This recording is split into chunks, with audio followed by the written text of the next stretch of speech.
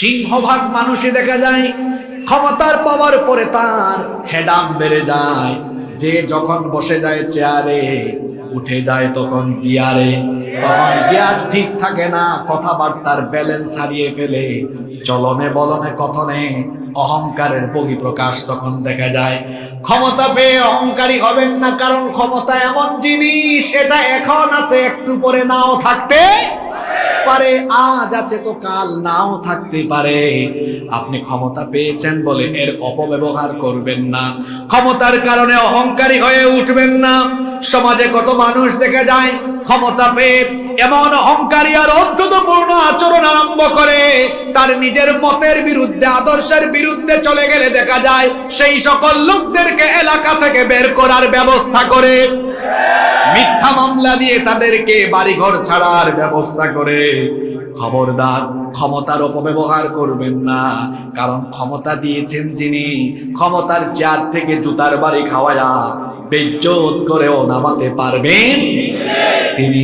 ক্ষমতার অপব্যবহার আর অহংকার আরম্ভ করলে ইজ্জত থাকবে না, বেইজ্জত হয়ে যাবে। আল্লাহ তাআলা এজন্য কোরআনে কারীমে বলেছেন, কুলিল্লাহুম্মা মালিকাল মুলকি তুতিল মুলকা মান তাশাউ ওয়া তানজিউল মুলকা মিম্মান তাশাউ ইজ্জু মান তাশাউ ওয়া তুযিল্লু মান তাশাউ বিয়াদিকাল খায়র ইন্নাকা আলা কুল্লি শাইইন কাদির। আল্লাহ তাআলা বলছেন, হ্যাঁ নবী আপনি বলুন, হে রাজাধিরাজ আল্লাহ, আপনি যাকে চান তাকে ক্ষমতা দেন, যার কাছ থেকে ইচ্ছা ক্ষমতা আবার ছিনায় আনেন। আপনি যাকে ইচ্ছা ইজ্জত দেন, যাকে ইচ্ছা আবার ইজ্জত কেড়ে নিয়ে বেইজ্জত করে দেন। ক্ষমতায় থাকলেও অনেক মানুষ ইজ্জত পায় না, কারণ যারা ক্ষমতার জন্য হায়া শরম ছেড়ে দেয়, ক্ষমতায় থেকেও তারা বেইজ্জত হয়। ক্ষমতায় থাকলেই মানুষ ইজ্জতওয়ালা হওয়া যায় না। যেমন ফেরাউন, নমরুদ এবং এই স্বভাবের যত মানুষ আছে, এরা ক্ষমতায় থাকলেও ইজ্জত পায় না। সামনে মানুষ ভয়েও তাদের আনুগত্য করলেও পিছনে গিয়ে তাদেরকে জুতার বাড়ি আর গালিগালাজ করে।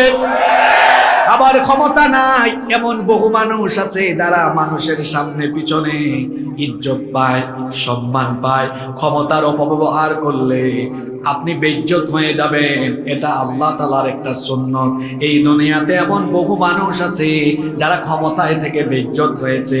যেমন আমেরিকার সাবেক প্রেসিডেন্ট বুশ, প্রেসিডেন্ট থাকাকালীন জুতার বাড়ি খেয়েছে।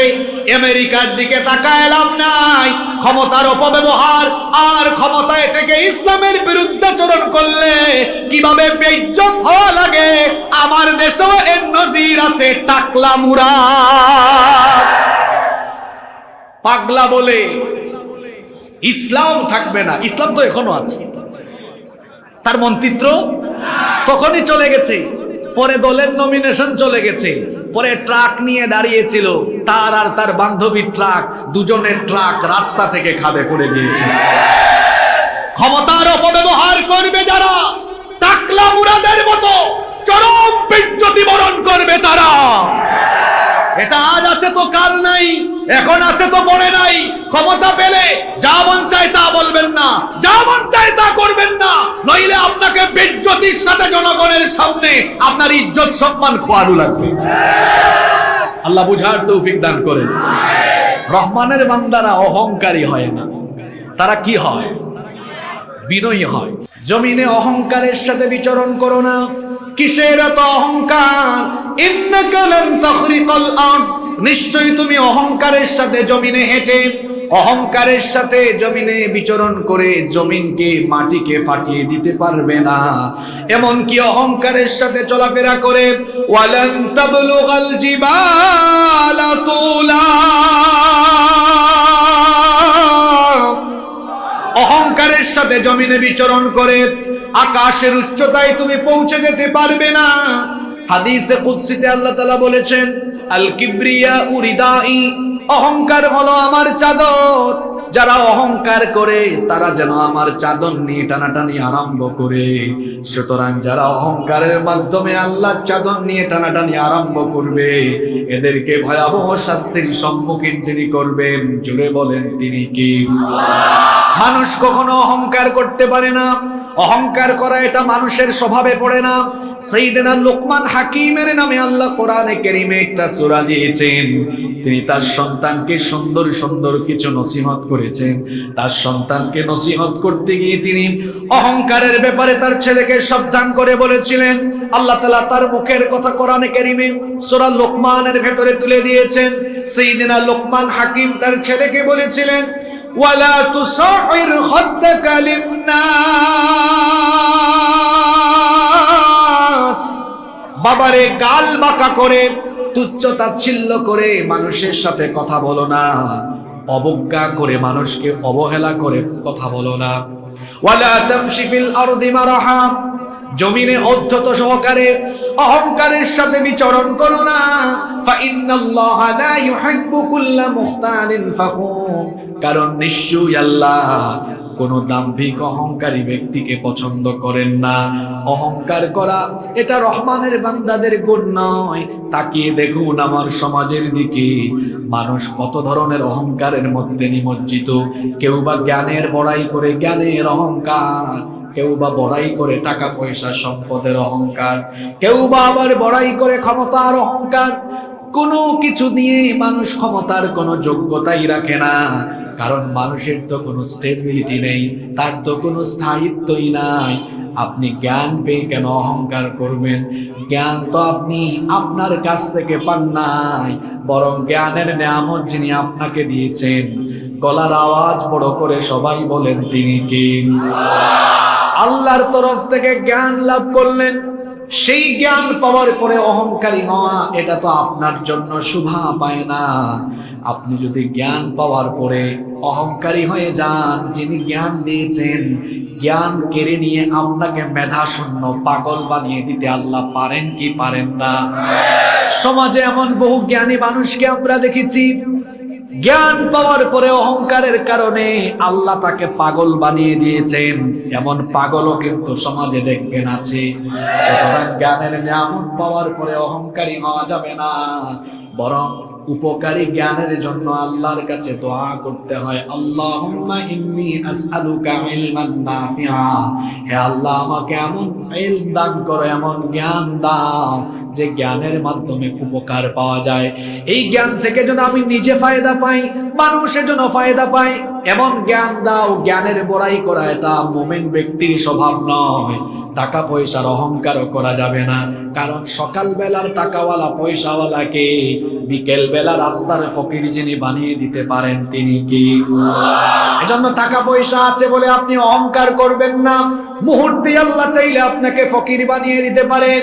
আর ক্ষমতা পাওয়ার পরেও অহংকার করা যাবে না, কারণ ক্ষমতা যিনি দিয়েছেন, ক্ষমতা কেড়ে নিয়ে আপনাকে আবার সাধারণ মানুষের কাতারে যিনি দাঁড় করিয়ে দিতে পারেন তিনি কি? তবে আমাদের সমাজের সিংহভাগ মানুষই দেখা যায় ক্ষমতার পাওয়ার পরে তার হেডাম বেড়ে যায়। যে যখন বসে যায় চেয়ারে, উঠে যায় তখন গিয়ারে, তখন গিয়ার ঠিক থাকে না, কথাবার্তার ব্যালেন্স হারিয়ে ফেলে, চলনে বলনে কথনে অহংকারের বহিঃপ্রকাশ তখন দেখা যায়।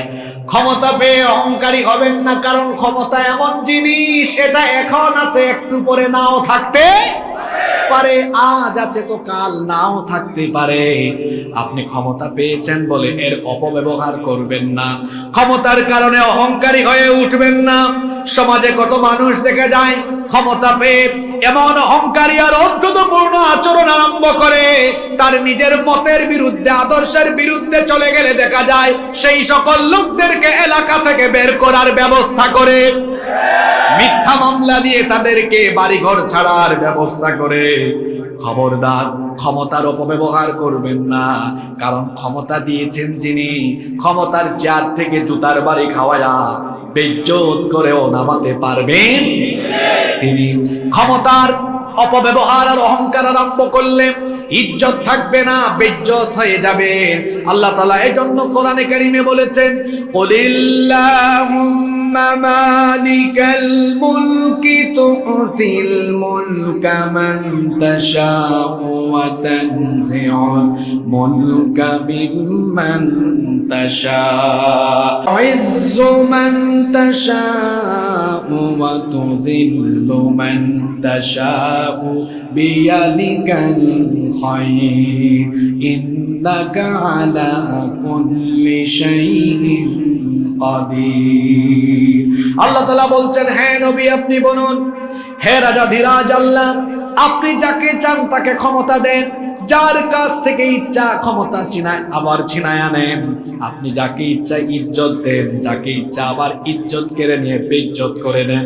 ক্ষমতায় থাকলেও অনেক মানুষ ইজ্জত পায় না, কারণ যারা ক্ষমতার জন্য হায়া শরম ছেড়ে দেয়, ক্ষমতায় থেকেও তারা বেইজ্জত হয়। ক্ষমতায় থাকলেই মানুষ ইজ্জতওয়ালা হওয়া যায় না। যেমন ফেরাউন, নমরুদ এবং এই স্বভাবের যত মানুষ আছে, এরা ক্ষমতায় থাকলেও ইজ্জত পায় না। সামনে মানুষ ভয়েও তাদের আনুগত্য করলেও পিছনে গিয়ে তাদেরকে জুতার বাড়ি আর গালিগালাজ করে। আবার ক্ষমতা নাই এমন বহু মানুষ আছে যারা মানুষের সামনে পিছনে ইজ্জত পায়, সম্মান পায়। ক্ষমতার অপব্যবহার করলে আপনি বেইজ্জত হয়ে যাবেন, এটা আল্লাহ তাআলার একটা সুন্নত। এই দুনিয়াতে এমন বহু মানুষ আছে যারা ক্ষমতায় থেকে বেইজ্জত হয়েছে। যেমন আমেরিকার সাবেক প্রেসিডেন্ট বুশ, প্রেসিডেন্ট থাকাকালীন জুতার বাড়ি খেয়েছে। আমেরিকার দিকে তাকায় লাভ নাই, ক্ষমতার অপব্যবহার আর ক্ষমতায় থেকে ইসলামের বিরুদ্ধাচরণ করলে কিভাবে বেইজ্জত হওয়া লাগে, আমার দেশেও এর নজির আছে। টাকলা মুরাদ পাগলা বলে ইসলাম থাকবে না, ইসলাম তো এখনো আছে, তার মন্ত্রিত্ব তখনই চলে গেছে, পরে দলের নমিনেশন চলে গেছে, পরে ট্রাক নিয়ে দাঁড়িয়েছিল, তার আর তার বান্ধবীর ট্রাক, দুজনের ট্রাক রাস্তা থেকে খাদে পড়ে গিয়েছে। ক্ষমতার অপব্যবহার করবে যারা, টাকলা মুরাদের মতো চরম বেইজ্জতি বরণ করবে তারা। এটা আজ আছে তো কাল নাই, এখন আছে তো পরে নাই। ক্ষমতা পেলে যা মন চায় তা বলবেন না, যা মন চায় তা করবেন না, নইলে আপনাকে বেইজ্জতির সাথে জনগণের সামনে আপনার ইজ্জত সম্মান খোয়ানো লাগবে। আল্লাহ বুঝার তৌফিক দান করেন। রহমানের বান্দারা অহংকারী হয় না, তারা কি হয়? বিনয়ী হয়। মান তাওয়াদা লিল্লাহি ফাকাদ রাফাহু আল্লাহ, যে ব্যক্তি বিনয়ী হয় আল্লাহ তার ইজ্জত বাড়িয়ে দেন, তার সম্মান বাড়িয়ে দেন। কাউকে সম্মান দিলে আপনার সম্মান কমবে না। আপনি যদি মানুষকে সম্মান করেন, আপনাকেও মানুষের কাছে যিনি সম্মানিত বানিয়ে দিবেন তিনি কে? এজন্য সবাইকে বলছি, দেখেন আল্লাহ কি সুন্দর কথা বললেন, ওয়া ইবাদুর রাহমানিল্লাযীনা ইয়ামশুনা আলাল আরদি হাওনা। রহমানের বান্দা হলো তারা জমিনের বুকে নম্র ভাবে ভদ্র ভাবে বিচরণ করে যারা। খবরদার চলনে বলনে কথনে কখনো যেন অভদ্রতার বহিঃপ্রকাশ না ঘটে। অনেক যুবক ভাইদেরকে মাহফিলে দেখা যাচ্ছে, চিত্রটা খুবই ভালো, যুবক ভাইদের মনোযোগ আকর্ষণ করছি। এখনকার অনেক যুবক ভাইয়েরা আছে রাস্তাঘাটে চলার সময় আদব মেনটেন করে না। আমরা যখন ছোট ছিলাম দেখেছি রাস্তাঘাটে বড় ভাই এবং মুরব্বীদেরকে দেখলে ছেলেরা বড় আদবের সাথে রাস্তাঘাটে বিচরণ করেছে। মোটর সাইকেল চালালে, বাইক চালালেও তখন আস্তে করে চাচার পাশ দিয়ে, মুরব্বীর পাশ দিয়ে, বড় ভাইয়ের কাছ দিয়ে গিয়েছে। কিন্তু এখন কিশোর গ্যাং দেখা যায়, রাস্তাঘাটে মুরব্বী দেখলে, বড় ভাই দেখলে পাশ দিয়ে যাওয়ার সময় গিয়ার আরো বাড়ায়া যায়। আর যুবকদের অবস্থা আমি কি বলবো, এরা তো নিজেরাই ডিজে স্টাইলে অভদ্র ছেলের মতো মোটর সাইকেল চালায়া মা বাবার স্বপ্ন নষ্ট করে, কেউ বা পঙ্গু হয়, কেউ বা আবার দুনিয়া থেকে মারাত্মকভাবে অ্যাক্সিডেন্ট করে বিদায় নেয়। অভদ্রভাবে বাইক চালায়ও না। এই ঢাকা চিটাগং মহাসড়কে প্রতিনিয়ত এমন অ্যাক্সিডেন্ট দেখা যায়। এই যুবকরা কিভাবে বাইক চালাও, কিছুক্ষণ ডানে এক গাইড, কিছুক্ষণ বামে আরেক গাইড, এরকম ছেলেরা আছে না নাই? এটার নাম দিয়েছি আমি ডিজে স্টাইল। কিছুক্ষণ ডানে, কিছুক্ষণ পাকপাকুম করে বাইক চালাইও না, তোমার মা বাবার স্বপ্ন শেষ হয়ে যাবে। শোনো, যুবক ভাইদেরকে বলছি, হাসাহাসি কইরো না। কত ছেলেদেরকে রাস্তাঘাটে দেখা যায়। ওই যে সেদিন আমি খুলনা থেকে বাগেরহাট যাচ্ছি, এক ছেলে আমাদেরকে ওভারটেক করে 2 সেকেন্ড যায় নাই, দেখলাম ট্রাক একটার ভেতরে ঢুকে মাথা একদিকে, পা একদিকে, মোটরসাইকেল একদিকে, হাত একদিকে। ইন্না লিল্লাহি ওয়া ইন্না ইলাইহি রাজিউন। এই পাকপাকুম করে ডানে কাইত বামে কাইত দিয়া মোটরসাইকেল চালায়ও না, 1 সেকেন্ডেই তুমি দুনিয়া থেকে বিদায় হয়ে যেতে পারো। আর বেঁচে থাকলে মোটরসাইকেল অ্যাক্সিডেন্ট বড় ঝুঁকিপূর্ণ, মারাত্মক, পঙ্গু হয়ে যাওয়ার সম্ভাবনা আছে। এই 4-5 দিন আগে এই কোম্পানিগঞ্জে একটা জায়গায় কি মিয়া বাড়ির দরজা, মিয়াজি বাড়ির দরজা, এক যুবক ছেলে, ইয়াং ছেলে দেখলাম, তার এক পা নাই। জিজ্ঞেস করলাম কি হয়েছে? ছেলেটার বয়স বেশি না, 20-21 বছর হবে। কয় হুজুর এই তো আমি অ্যাক্সিডেন্ট করে আমার একটা পা হারিয়ে ফেলেছি, একটা পা তার নাই। খবরদার অভদ্রতা বা অভদ্রের মতো রাস্তাঘাটে চলাফেরা করো না। গার্লস স্কুল বা মহিলা কলেজের সামনে যাওয়ার সময় মেয়েদের দিকে ইতরের মতো তাকিয়ে থাকো না। মেয়েদেরকে রাস্তাঘাটে দেখলে আদবের খেলাফ করে, চক্ষুকে সংযত না করে তাদের দিকে তাকিয়ে মেয়েদেরকে ডিস্টার্ব করো না। বরং রহমানের বান্দারা তার কথাবার্তায়, চলাফেরায়, আচার আচরণে মুগ্ধতা ছড়াবে, আলো ছড়াবে, চারিত্রিক সৌন্দর্যের বহিঃপ্রকাশ ঘটবে। তারা নম্র হবে, ভদ্র হবে, বিনয়ী হবে। এই গুণে আমরা গুণান্বিত হতে পারবো তো? আল্লাহ আমাদেরকে এই গুণে গুণান্বিত করে দাও, বলেন আমিন। এরপরে 2 নম্বরে আল্লাহ বলেছেন রহমানের বান্দাদের গুণ হলো তারা উগ্র হয় না, বদমেজাজি হয় না, তারা কারো সাথে তর্ক করে না, কারো সাথে বেহুদা কথাবার্তা বলে সময় নষ্ট করে না, মন্দের জবাব মন্দ দিয়ে দেয় না, গালির জবাবে গালিও দেয় না, অজ্ঞ কোনো মানুষের সাথে কথাবার্তা বলে টাইম পাস করে না। বরং জাহেলদের সামনে তারা পড়ে গেলে তারা কি করে? আল্লাহ তাআলা বলছেন ওয়া ইদা খাতাবাহুমুল জাহিলুনা ক্বালু সালামা। রহমানের বান্দা হলো তারা অজ্ঞদের সাথে তর্ক না করে জাহেলদেরকে সালাম দেয় যারা। এটা কত বড় গুণ জানেন? এটা আমাদের বেশিরভাগের মধ্যে নেই। আপনাকে এক ভাই গালিগালাজ করে, এটা আপনি জানেন, কেউ আপনাকে বলেছে বা বিশ্বস্ত সূত্রে জেনেছেন, সে আপনাকে খুব গালিগালাজ করে। দাগন ভুইয়া বাজারে যদি আগামীকাল জুমাবারে তাকে পান, তা আপনি তো এমন মানুষ বলবেন, এই তুই নাকি আমার গালিগালাজ করস, আজকে তোরে সাইজ করে ফেলবো। গালির জবাবে গালি হয় না। রহমানের বান্দা আপনি কি বলবেন জানেন? তার সাক্ষাৎ হয়েছে, তাকে সামনে পেয়েছেন, তাকে সামনে পেলে আপনি আগে সালাম দিয়ে বলবেন, ভাইজান আসেন না রেস্টুরেন্টে একটু চা খাই, চা খাওয়াইয়া বিল আপনি দিবেন, সুন্দর আচরণ করবেন। সে ভেতরে ভেতরে লজ্জায় মরে যাবে। কাকে গালিগালাজ করি, কাকে নিয়ে আজে বাজে কথা বলি, সে তো ফেরেশতার মতো মানুষ। ঠিক তো কইলেন, কিন্তু এই গুণ কয়জনের ভেতরে আছে? মহিলাদের, বেশিরভাগ নারীদের ভেতরে এই গুণ নাই। কারণ নারীরা বেশি বেশি ঝগড়া করতে চায়। কোনো মহিলা যদি কোনো মহিলাকে গালি একটা দেয়, হাজবেন্ডকে তখন ওই স্ত্রী, ওই নারী বলে, তুমি একটু দাঁড়াও তো, আমি তারে গিয়ে একদম মজাটা বুঝাই দিয়ে আসি। গালি দিলে একটা, ফেরত দেয় 20টা। এরকম আছে না নাই? এটা কি আল্লাহর নবীর উম্মতের স্বভাব হতে পারে? আমার নবীর চরিত্র শোনেন। কাফিররা নবীজিকে পাগল বলেছে, কোনদিন নবীজি কাফিরদেরকে পাগল বললেন না। কাফিররা নবীজিকে কাহিন বলেছে, গণক বলেছে, নবীজি তাদেরকে পাল্টা কোনো গালি দিলেন না। কাফির মুশরিকরা নবীজিকে জাদুকর বলেছে, মিথ্যাবাদী বলেছে, মাজনুন বলেছে। আল্লাহর নবী কোনোদিনও কাফিরদেরকে পাল্টা কোনো জবাব মন্দের মাধ্যমে দেন নাই। কারণ নবীজিকে নিষেধ যিনি করে দিয়েছেন তিনি কে? মন্দের জবাব কি করে দিতে হয় আল্লাহ তার রাসূলকে শিখিয়ে দিলেন।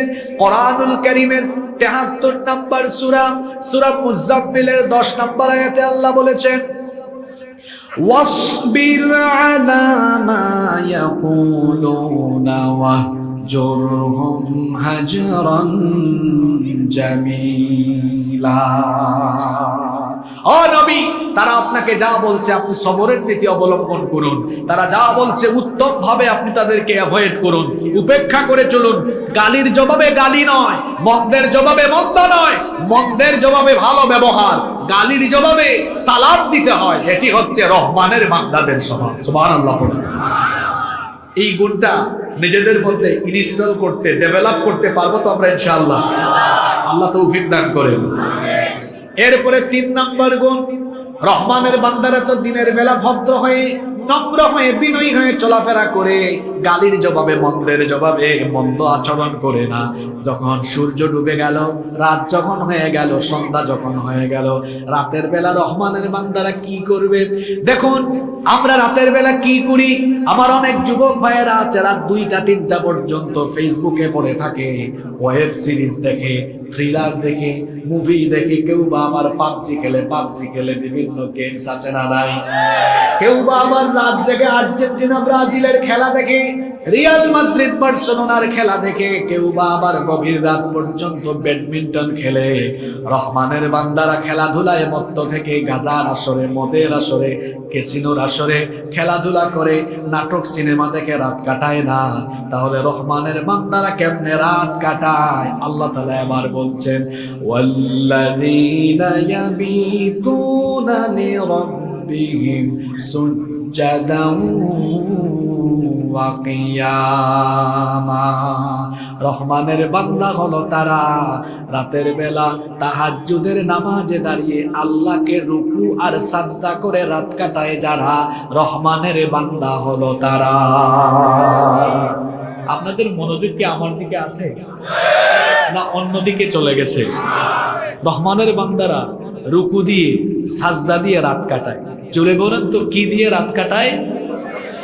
আরো জোরে বলেন। রুকু সাজদা দিয়ে রাত কাটায়।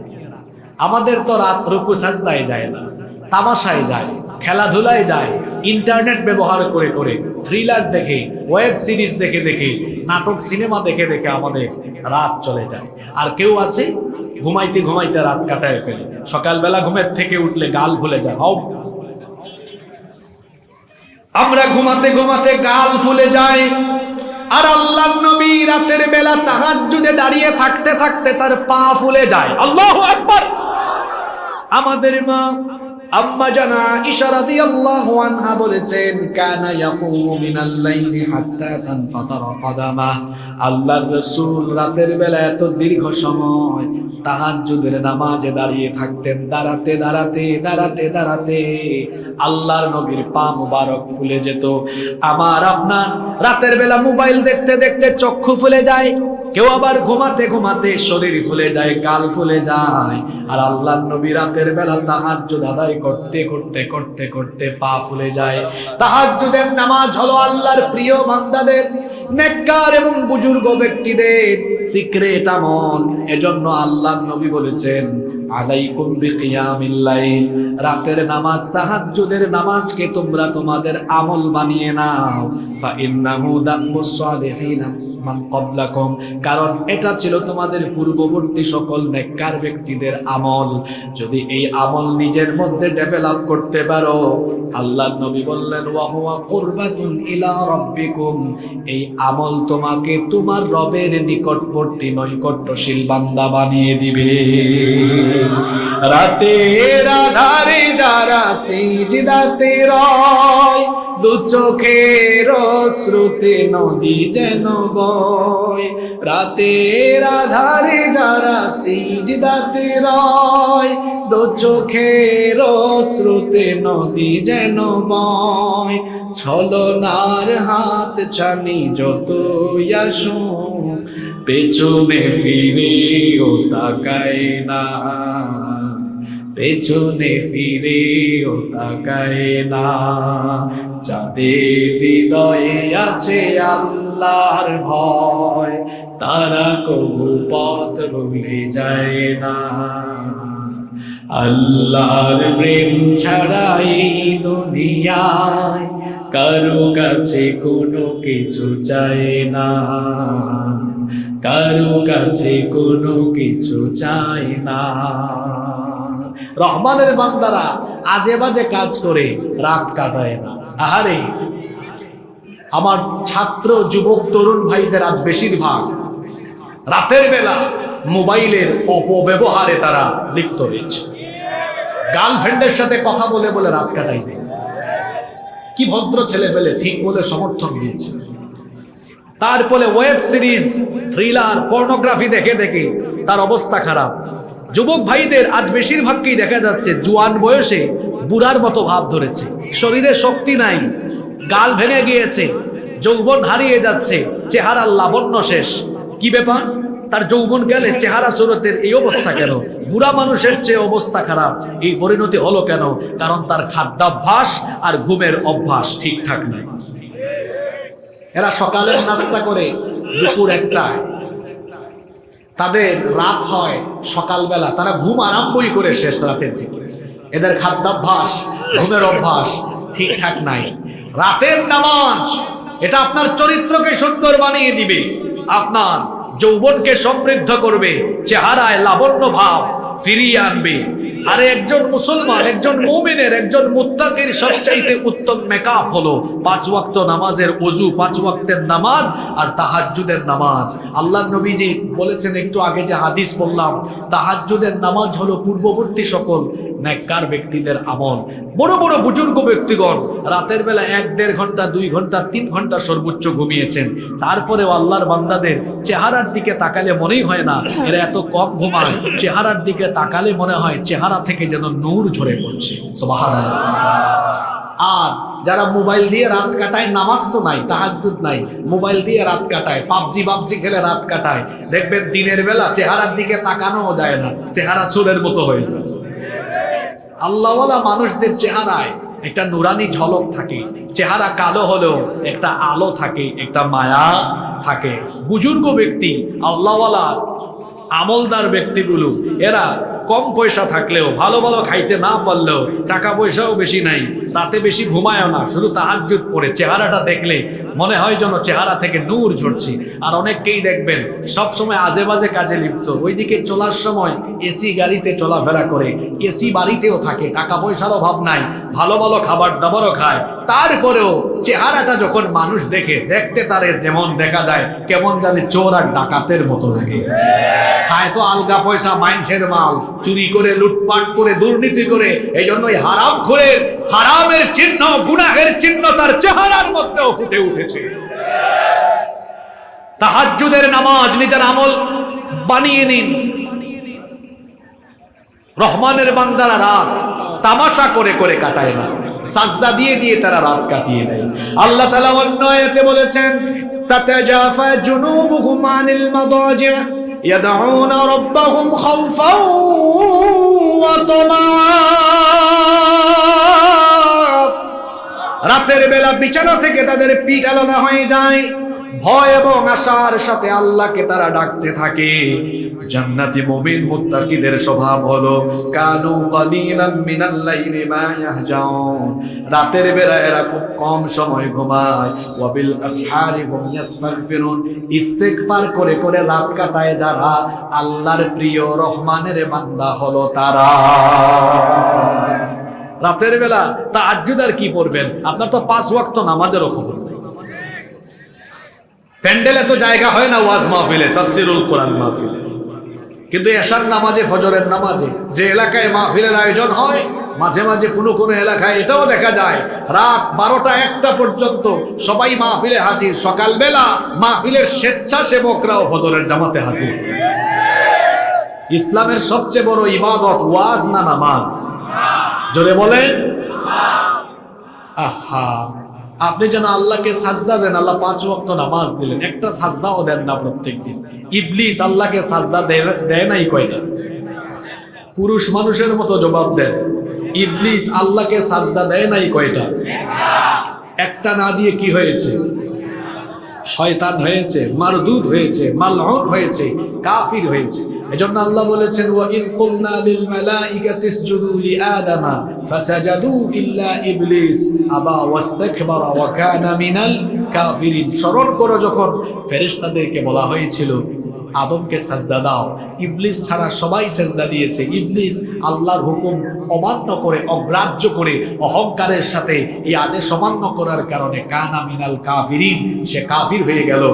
ইবলিস একটা সাজদা না দিয়ে কাফের হয়ে গেল। আর আপনি প্রত্যেকদিন 5 ওয়াক্ত এতগুলা সাজদা নামাজের ভেতরে একটাও দেন না। ইবলিস একটা সাজদা না দিয়ে কাফের হয়ে গেল, আর আপনি প্রতিদিন আল্লাহকে সাজদা দেন না। আপনি কোন জায়গায় আছেন নিজের বিবেককে প্রশ্ন করেন। অনেকে বলে হুজুর আমি জায়গা মতোই আছি, আমি খুব ব্যস্ত মানুষ, তো নামাজ ঠিক মতো পড়তে পারি না। ঈমান ঠিক আছে, ঈমান থাকলে তো ঈমান ঠিক থাকবে, আপনার ঈমানই তো না, এটা ঠিক থাকে আবার কেমনে? নবীজি বলেছেন যার মধ্যে নামাজ নাই তার মধ্যে ঈমানই, আপনার ঈমান থাকলে না এটা ঠিক থাকবে।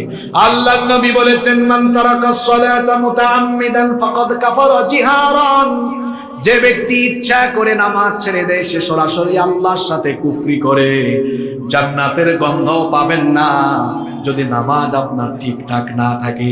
এজন্য আল্লাহকে সাজদা দেন। আল্লাহর নবী বলেছেন আকরাবু মা ইয়াকুনু বিহিল আবদু মির রাব্বিহি ওয়া হুয়া সাজিদুন, বান্দা যখন আল্লাহকে সাজদা দেয় তখন বান্দা আল্লাহর একেবারে কাছাকাছি চলে যায়। আল্লাহর কাছাকাছি হতে হলে, আল্লাহর প্রিয় হতে হলে সাজদা দেওয়া লাগবে। 5 ওয়াক্তের সাজদা ঠিক করে আল্লাহর প্রিয় বান্দা হতে হলে আপনাকে তাহাজ্জুদের আমল নিজের মধ্যে ডেভেলপ করতে হবে। আল্লাহ তাআলা এই গুণে আমাদেরকে গুণান্বিত হওয়ার তৌফিক দান করেন। সবাই বলেন আমিন।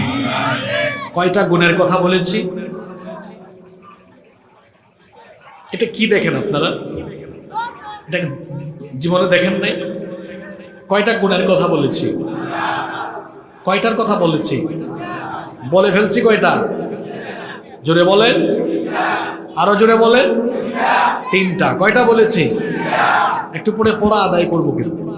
নাম্বার 4, 4 নাম্বার, রহমানের বান্দা হলো তারা ইবাদত গুজার হওয়ার পরেও অহংকারী হয় না যারা। আমাদের সমাজে এমন বহু মানুষ আছে ইবাদত গুজারি হয়ে যাওয়ার পরে তার মনের মধ্যে অহংকার চলে আসে। 5 ওয়াক্ত নামাজ ঠিক আছে, তাহাজ্জুদ ঠিক আছে, হাজী সাহেব হজও করে ফেলেছেন, যাকাতও দেন, রমজান মাসেও রোজা রাখেন, মনে মনে ভাবেন আমার জান্নাত আর কে ঠেকায়, আমি এত আমলদার মানুষ। আল্লাহ তাআলা সূরা ফুরকানের মধ্যে বলেছেন রহমানের বান্দার বৈশিষ্ট্য হলো ইবাদত গুজারি হওয়ার পরেও তার মনের মধ্যে অহংকার আসে না, বরং ইবাদত গুজার হওয়ার পরেও আল্লাহর জাহান্নামের আযাব থেকে বাঁচার জন্য আল্লাহর কাছে তারা দোয়া করে। কারণ তারা ভালো করেই জানে ইবাদত দিয়ে আমল দিয়েই শুধু জান্নাত পাওয়া যায় না, বরং জান্নাত পাওয়ার জন্য ইবাদতের সাথে আল্লাহর রহমেরও দরকার আছে না নাই? এজন্য তারা আল্লাহর কাছে দোয়া করে ওয়াল্লাযীনা ইয়াকুলুনা রব্বানা সরিফ আন্না আযাবা জাহান্নামা ইন্না আযাবাহা কানা গরামা ইন্নাহা সাআত মুস্তাকাররান ওয়া মুকামা। আল্লাহ তাআলা বলছেন রহমানের বান্দা হলো তারা ইবাদত গুজারি হওয়ার পরেও আল্লাহর জাহান্নামের আযাবের ভয়ে, জাহান্নামের সর্বনাশা আযাব থেকে আল্লাহর কাছে পানাহ চায় যারা। আল্লাহর প্রিয় রহমানের বান্দা হলো তারা। শুধুমাত্র আমল দিয়ে কিয়ামতের দিন জান্নাতে যাওয়া যাবে না, আমলের সাথে আল্লাহর দয়ারও দরকার আছে না নাই? আল্লাহর দয়া না থাকলে জান্নাত পাওয়া যাবে না। এজন্য নবীজি বলেছেন মান্নুকিশা উযিবা, যার কাছ থেকে কিয়ামতের দিন হিসাব নিকাশ চাওয়া হবে সেই ব্যক্তি আটকে যাবে, ধরা খাবে, সেই ব্যক্তি জাহান্নামে যাওয়া লাগবে। কিয়ামতের দিন আল্লাহ যদি কারো কাছ থেকে সহজ হিসাব নিতে চান, আল্লাহ তাআলা বান্দার হাতে থাকা আমল নামা দেখবে, কিন্তু যাচাই বাছাই না করে আল্লাহ তাকে দয়া করে জান্নাত দিয়ে দিবে। এজন্য আল্লাহর নবী নিজেই দোয়া করতেন আল্লাহুম্মা হাসিবনি হিসাবান ইয়াসীরা, হে আল্লাহ আমার কাছ থেকে তুমি সহজ করে হিসাব নিও।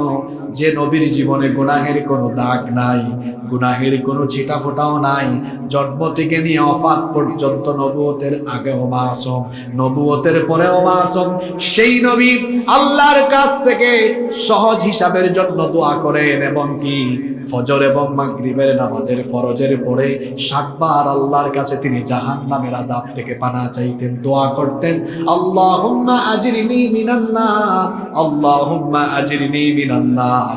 তো যেই নবীর জন্য জান্নাত অবধারিত সেই নবী সহজ হিসাবের জন্য জান্নাত জাহান্নামের আগুন থেকে বাঁচার জন্য দোয়া করতেন। উম্মত হিসাবে আমাদেরকেও আরো বেশি দোয়া করার দরকার আছে না নাই? এজন্য আল্লাহ বলছেন রহমানের বান্দা হলো তারা জাহান্নামের আযাব থেকে আল্লাহর কাছে পানাহ চায় যারা। রহমানের বান্দাদের 5 নাম্বার স্বভাব হলো, রহমানের বান্দা হলো তারা কৃপণতা এবং অপব্যয় করে না যারা। রহমানের বান্দারা কিপটা হয় না। আমাদের সমাজের মধ্যে কৃপণ মানুষ আছে না নাই? অনেক মানুষ আছে না কৃপণ, আল্লাহ তাকে অনেক টাকা পয়সা দিয়েছেন, এরপরেও ছেঁড়া কাপড় চোপড় গায়ে দেয়, ছেঁড়া কাপড় চোপড় গায়ে দিয়ে হাঁটে। টাকা পয়সা আছে কিন্তু বাজার থেকে ভালো মাছ ভালো শাকসবজি কিনে আনবে না, ভালো খাবে না, টাকা পয়সা জমায়ে রাখবে। যারা কৃপণতা করে টাকা পয়সা জমিয়ে রাখে, নিজের স্বাস্থ্যকেও নিজের শরীরকেও যারা ভালো কিছু দেয় না, শরীরের হক আদায় করে না, এই কিপটামি করে জমিয়ে রাখা সম্পদগুলো আবার শেষ বয়সে স্বাস্থ্য রক্ষায় শরীর রক্ষায় সব শেষ হয়ে যাবে, কোনো ফায়দা হবে না। এজন্য আল্লাহ যেটা দিয়েছেন আপনি আল্লাহর নেয়ামতের বহিঃপ্রকাশ ঘটান। আল্লাহ তাআলা টাকা পয়সা দিয়েছেন, যতটুকু আছে ততটুকুর আলোকে আপনি এমন ভাবে চলাফেরা করেন যাতে আল্লাহর নেয়ামতের বহিঃপ্রকাশ ঘটে, যে আল্লাহ আমাকে দিয়েছেন, আল্লাহর নেয়ামত আমি ভোগ করছি। কৃপণতা করা যাবে না, আবার অপব্যয়ও করা যাবে না। আপনাকে আল্লাহ টাকা পয়সা দিয়েছেন বলে নাচের আসরে গানের আসরে টাকা একটু আসে বলেই বাড়িতে ওয়াইফাই লাগাইয়া আজে বাজে জিনিস দেখতে পারবেন না, কারণ আপনি তো আল্লাহর বান্দা, আল্লাহর আনুগত্য আপনার মধ্যে থাকবে। টাকা পয়সা আছে বলে হারাম কাজে বাজে কাজে আপনি পয়সা খরচ করতে পারেন না, কারণ রহমানের বান্দারা কৃপণও হয় না, তারা অপব্যয়কারীও হয় না। তাহলে রহমানের বান্দারা কি হয়? আল্লাহ তাআলা বলছেন ওয়াল্লাযীনা ইযা আনফাকু লাম ইয়াকতুরু ওয়া লাম ইউসরিফু ওয়া কানা বাইনা যালিকা কাওয়ামা। আল্লাহ তাআলা বলছেন আল্লাযীনা ইযা আনফাকু লাম ইউসরিফু ওয়া লাম ইয়াকতুরু ওয়া কানা বাইনা যালিকা কাওয়ামা। রহমানের বান্দা হলো তারা খরচ করার সময় কৃপণতা এবং অপব্যয় করে না যারা। রহমানের বান্দারা কৃপণ হয় না, অপব্যয়কারীও হয় না, মাঝামাঝিতে তারা থাকে, অর্থাৎ মধ্যম পন্থা অবলম্বন করে। এজন্য আল্লাহ বলেছেন ওয়া কানা বাইনা যালিকা কাওয়ামা, তারা মধ্যম পন্থার নীতি অবলম্বন করে, কৃপণ হয় না, অপব্যয় করে না, বরং মাঝামাঝিতে থাকে।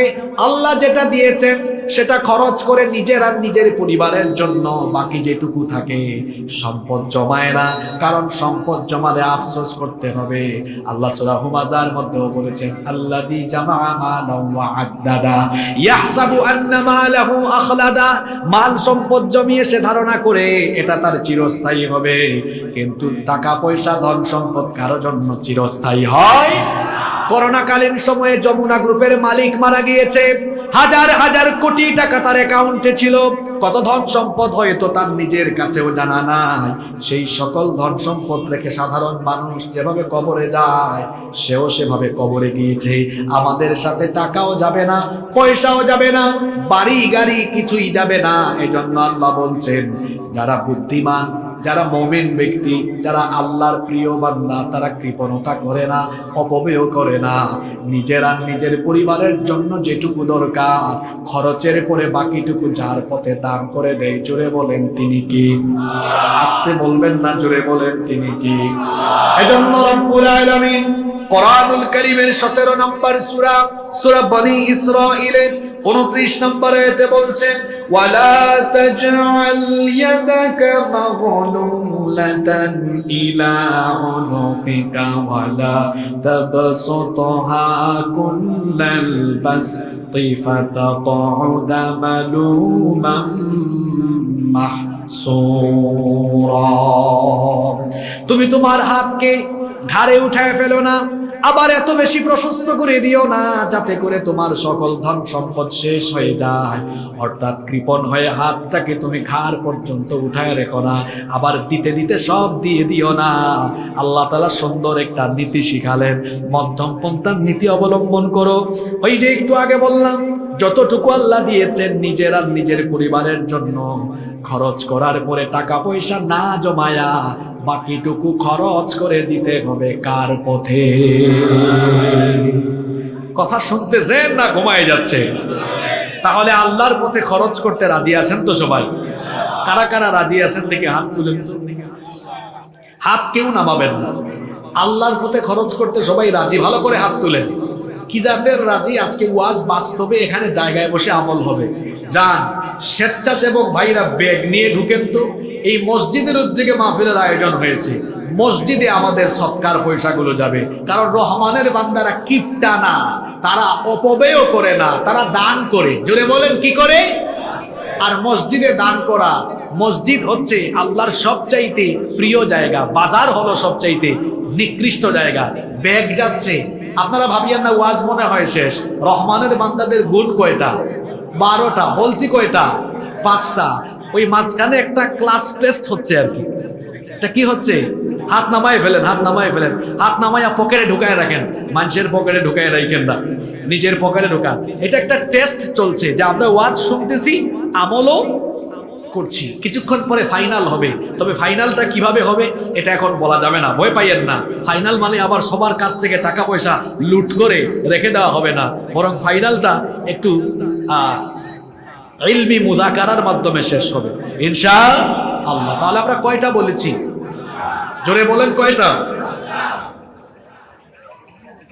আপনারা ডানে বামে যেভাবে তাকাচ্ছেন এটা খুব দৃষ্টিকটু। একটু আগে ড্রোন একটা উঠলো, ওইটার দিকে তাকায় আছে, অথচ এদিকে কোরআনের সুন্দর আলোচনা চলে যাচ্ছে।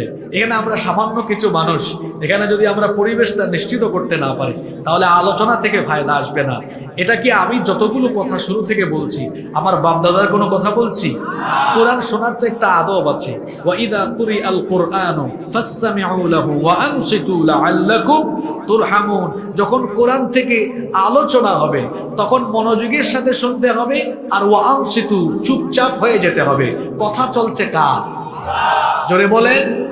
তো আল্লাহর কথা চললে বান্দার কথার কি কোনো দাম আছে? আর তাহলে আমরা কেউ কথা বলবো না। নাগন ভূঁইয়ার মানুষ আমরা সবাই অত্যন্ত নম্র ভদ্র বিনয়ী মানুষ, আমরা সেটার বহিঃপ্রকাশ আজকে এখানে ঘটিয়ে দিব। বলেন ইনশাআল্লাহ। কয়টা বলে ফেলেছি? 5টা। রহমানের বান্দা হলো তারা দানশীল যারা। নাম্বার 6, মনোযোগ আছে তো সবার? খুব গুরুত্বপূর্ণ পয়েন্ট আবার শুরু হচ্ছে। 6 নম্বরে হলো রহমানের বান্দা যারা আল্লাহর সাথে কাউকে শরীক করে না তারা। এজন্য আল্লাহ বলছেন, ওয়াল্লাযীনা লা ইয়াদউনা মা'আল্লাহি ইলাহান আখার। রহমানের বান্দা হলো তারা আল্লাহর সাথে অন্য কাউকে ইলাহ হিসাবে ডাকে না যারা। রহমানের বান্দাদের যত চাওয়া পাওয়া আছে সকল চাওয়া পাওয়া একজনের কাছে নিবেদন করে, গলার আওয়াজ বড় করে সবাই বলেন তিনি কে? রহমানের বান্দারা সুদিনেও ডাকে আল্লাহ, দুর্দিনেও ডাকে আল্লাহ, দুঃখের সময়ও বলে আল্লাহ, সুখের সময়ও বলে আল্লাহ, সুস্থতার সময়ে বলে আল্লাহ, অসুস্থতার সময়ও বলে আল্লাহ, ভালো সময়েও ডাকে আল্লাহ, খারাপ সময়েও ডাকে আল্লাহ। আল্লাহ ছাড়া অন্য কারো কাছে তারা কোনো কিছু চায় না। আল্লাহকে বাদ দিয়ে অন্য কারো কাছে চায় যারা, আল্লাহ তাআলা রুবুবিয়াতের মধ্যে, উলুহিয়াতের মধ্যে, আসমা এবং সিফাতের ভেতরে কেউ যদি শিরক ঢুকিয়ে দেয় মুশরিক হয়ে যাবে সে। শিরক হচ্ছে মস্ত বড় কবিরা গুনাহ। কবিরা গুনাহের মধ্যে সবচাইতে বড় কবিরা গুনাহ হলো শিরকের গুনাহ, আকবারুল কাবায়ের। এটা হলো সবচাইতে বড় কবিরা গুনাহ। চাইতে হবে কেবলমাত্র একজনের কাছে। জোরে বলেন তিনি কি? পরীক্ষা সামনে, আমি পড়াশোনা করব সুস্থভাবে পরীক্ষা দেওয়ার জন্য, পরীক্ষায় কামিয়াব হওয়ার জন্য আমি যার কাছে চাইবো, জোরে বলেন তিনি কি? নাকি মাইজ ভান্ডার দরবারে? চট্টগ্রামের এক জাহেল আছে, জাহাঙ্গীর না তো, সে নিজেকে জাহাঙ্গীর বলে। জাহাঙ্গীরও বলে না, তার নিজের নাম জাহাঙ্গীর হুজুর, সে নিজেই হুজুর। নিজেই কি? নিজেই হুজুর। কিছু ছেলেপেলেদেরকে নিয়ে মাজারের সামনে গিয়ে বলে, যাও বাজার, এই ছেলেগুলো পরীক্ষা দিবে, ইমতেহান মে কামিয়াব, কি জানি একটা কথা বলছে, আমি ভালো করে শুনতেও পারি না, এদেরকে পরীক্ষায় পাশ করায় দাও। মাজারের কোনো বাবা, মৃত বা জীবিত কোনো ব্যক্তি কাউকে পরীক্ষায় পাশ করায় দিতে পারবে? চাইতে হবে কার কাছে? চাইতে হয় একমাত্র একজনের কাছে। তিনি কি? সন্তান নাই, চাইবেন কার কাছে? নাকি তাবিজের পিছনে ছুটবেন? আল্লাহর কাছে চান। আমাদের জাতির পিতা ইব্রাহিম আলাইহিস সালাম ৮৬ বছর বয়স হয়েছে, সন্তান নাই, আল্লাহর কাছে সন্তান চেয়েছেন। জাকারিয়া আলাইহিস সালামের স্ত্রী বন্ধা, তার স্ত্রী সন্তান দিতে অক্ষম, তিনি আল্লাহর কাছে দোয়া করেছেন, তাকেও সন্তান দিয়েছেন কি? অসুস্থ হয়েছেন, আল্লাহর কাছে চান। ডাক্তারি করাবেন, চিকিৎসা করাবেন, পাশাপাশি আল্লাহর কাছে চান। জটিল এবং কঠিন রোগকেও যিনি ভালো করে দিতে পারেন, তিনি কি? আইয়ুব আলাইহিস সালাম 18 বছর অসুস্থ ছিলেন। 18 বছরের এই কঠিন রোগে শোকে ভোগার পরে আল্লাহর কাছে তিনি যখন দোয়া করেছেন, সুস্থ করে দিয়েছেন কে? সব সময় আল্লাহর কাছে যাইতে হবে। এজন্য আল্লাহ বলেছেন, রহমানের বান্দা হলো তারা আল্লাহর সাথে অন্য কাউকে শরীক করে না যারা।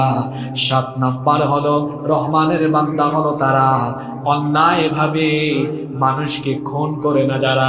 রহমানের বান্দা হলো তারা অন্যায় ভাবে মানুষের রক্ত ঝরায় না যারা।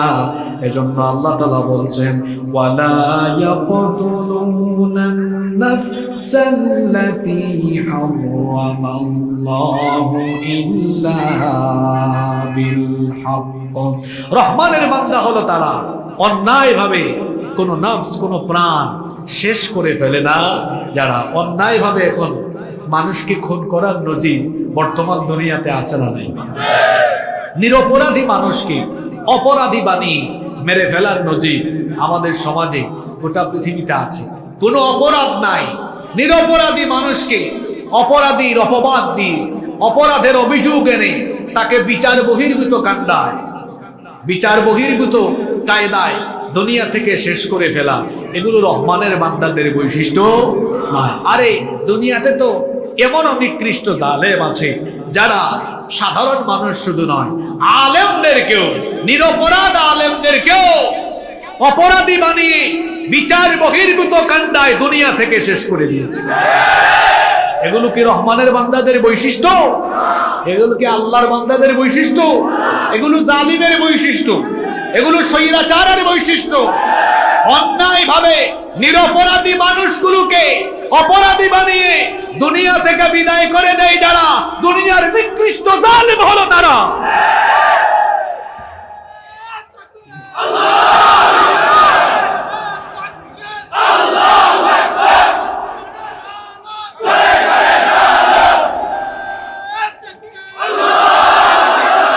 দুনিয়াতে অপরাধীকে, দুনিয়াতে নিরপরাধীকে অপরাধী বানায়া মেরে ফেলার সুযোগ আছে, বিচারের নামে অবিচারের সুযোগ আছে, কিন্তু কিয়ামতের দিন সেটা আর হবে। এমন বহু মানুষকে দুনিয়া থেকে বিদায় করে দেওয়া হয়েছে যাদের কোনো অপরাধ নাই। এখন এদেরকে যে অন্যায়ভাবে মেরে ফেলা হলো, দুনিয়ায় তো তারা আর বিচার পাইল না। দুনিয়ায় বিচার না পাইলেও আখিরাতে বিচার আছে না নাই?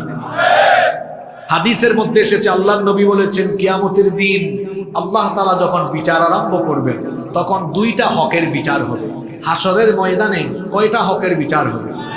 একটা হলো হাক্কুল্লাহ, আরেকটা হচ্ছে হাক্কুল ইবাদ। একটা আল্লাহর হক, আরেকটা বান্দার হক। আল্লাহ তাআলা তার নিজের হকের বিচার আরম্ভ করবেন নামাজ দিয়ে। নিজের হকের বিচার আরম্ভ করবেন কি দিয়ে? নামাজ। আল্লাহর হকের বিচার শেষ হয়ে যাওয়ার পর শুরু হবে বান্দার হকের বিচার।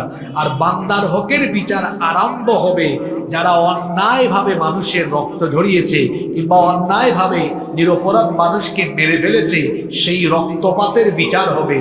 বান্দার হক সমূহের মধ্যে প্রথম যে হকের বিচার হবে সেটা হবে যারা অন্যায়ভাবে মানুষের রক্ত ঝরিয়ে তার হাতকে রক্তে রঞ্জিত করেছে। কিয়ামতের দিন তারা আল্লাহর কাছে জবাবদিহিতার কাঠগড়ায় দাঁড় হতে হবে। সুতরাং দুনিয়াতে বিচার হয় নাই তো কি হয়েছে? দুনিয়াতে আপনার পাওয়ার আছে, ক্ষমতা আছে বলে আপনি জোর করে প্রেসার ক্রিয়েট করে ভালো মানুষকে খারাপ বানায়া, নিরপরাধীকে অপরাধী বানায়া আপনি মেরে ফেলতে পারবেন, কিন্তু কিয়ামতের দিন কারো কোনো ক্ষমতা চলবে না। রহমানের বান্দারা অন্যায় ভাবে মানুষের রক্ত ঝরায় না। আরে আমার সমাজেই তো কত জালিম আছে যারা অন্যায় ভাবে মানুষের রক্ত ঝরায়, অন্যায় ভাবে মানুষকে কষ্ট দেয়। খবরদার, সাবধান হয়ে যান, অন্যায় ভাবে মানুষকে কষ্ট দিয়েন না। বান্দার হক এটা বড় গুরুত্বপূর্ণ বিষয়। আল্লাহর হক নষ্ট করলে তাওবা কইরা আল্লাহর কাছ থেকে মাফ নিয়ে নেওয়া যায়, কিন্তু বান্দার হক নষ্ট কইরা আল্লাহর কাছে তওবা কইরাও মাফ নেওয়া যায় না। বান্দার হক বান্দাকে ফিরাইয়া দিবেন না যতক্ষণ, অথবা সংশ্লিষ্ট ব্যক্তির কাছে মাফ নিতে পারবেন না যতক্ষণ, আল্লাহ আপনাকে মাফ করবেন না ততক্ষণ। আল্লাহ আমাদেরকে বুঝার তৌফিক দান করেন। এরপরে 8 নাম্বার, রহমানের বান্দারা চরিত্রবান হয়, জিনার ধারে কাছেও যায় না। এজন্য আল্লাহ তাআলা বলছেন, ওয়ালা ইয়াজনুনা ওয়া মান ইয়াফআল যালিকা ইয়ালকা আসামা। রহমানের বান্দা যারা জিনা করে না তারা, যুবক ভাইদেরকে বলছি, বিবাহ বহির্ভূত হারাম রিলেশনে নিজেকে সম্পৃক্ত করো না। যারা ছাত্র পড়াশোনা করো তাদেরকে বলছি, পড়াশোনাকালীন সময়ে ছাত্র জীবনে মেয়েদের ফিতনায় পড়ো না। ছাত্র জীবনে যদি মেয়েদের ফিতনায় পড়ে যাও, তোমার কেরিয়ার ধ্বংস হয়ে যাবে, চরিত্র নষ্ট হয়ে যাবে, দুনিয়াও ধ্বংস হবে, আখিরাতও ধ্বংস হবে। ছাত্র জীবন, এই জীবনটা হলো পড়াশোনা আর গবেষণার বয়স। পড়ার টেবিলে মনোযোগী হও, ক্লাসে মনোযোগী হও, তাহলে কেরিয়ার সুন্দর হবে। আজান হলে পরে নামাজে দৌড়াও, চরিত্র ভালো হবে। পড়াশোনা মনোযোগ দিয়ে করে যদি কেরিয়ারটা সুন্দর করতে পারো, নামাজি হয়ে যদি চরিত্রবান হতে পারো, তুমি যদি সুন্দর কেরিয়ার আর সুন্দর চরিত্র এস্টাবলিশ করতে পারো, কোনো মেয়ের পিছনে তোমার ঘুরঘুর করা লাগবে না। গোটা ফেনীর সুন্দরী সুন্দরী মেয়ের বাপ তোমার মতো সুন্দর ক্যারেক্টার আর সুন্দর চরিত্রবান ছেলের কাছে নিজের সুন্দরী মেয়ে বিয়ে দেওয়ার জন্য তোমার পিছনে তারা ঘুরঘুর আরম্ভ করবে।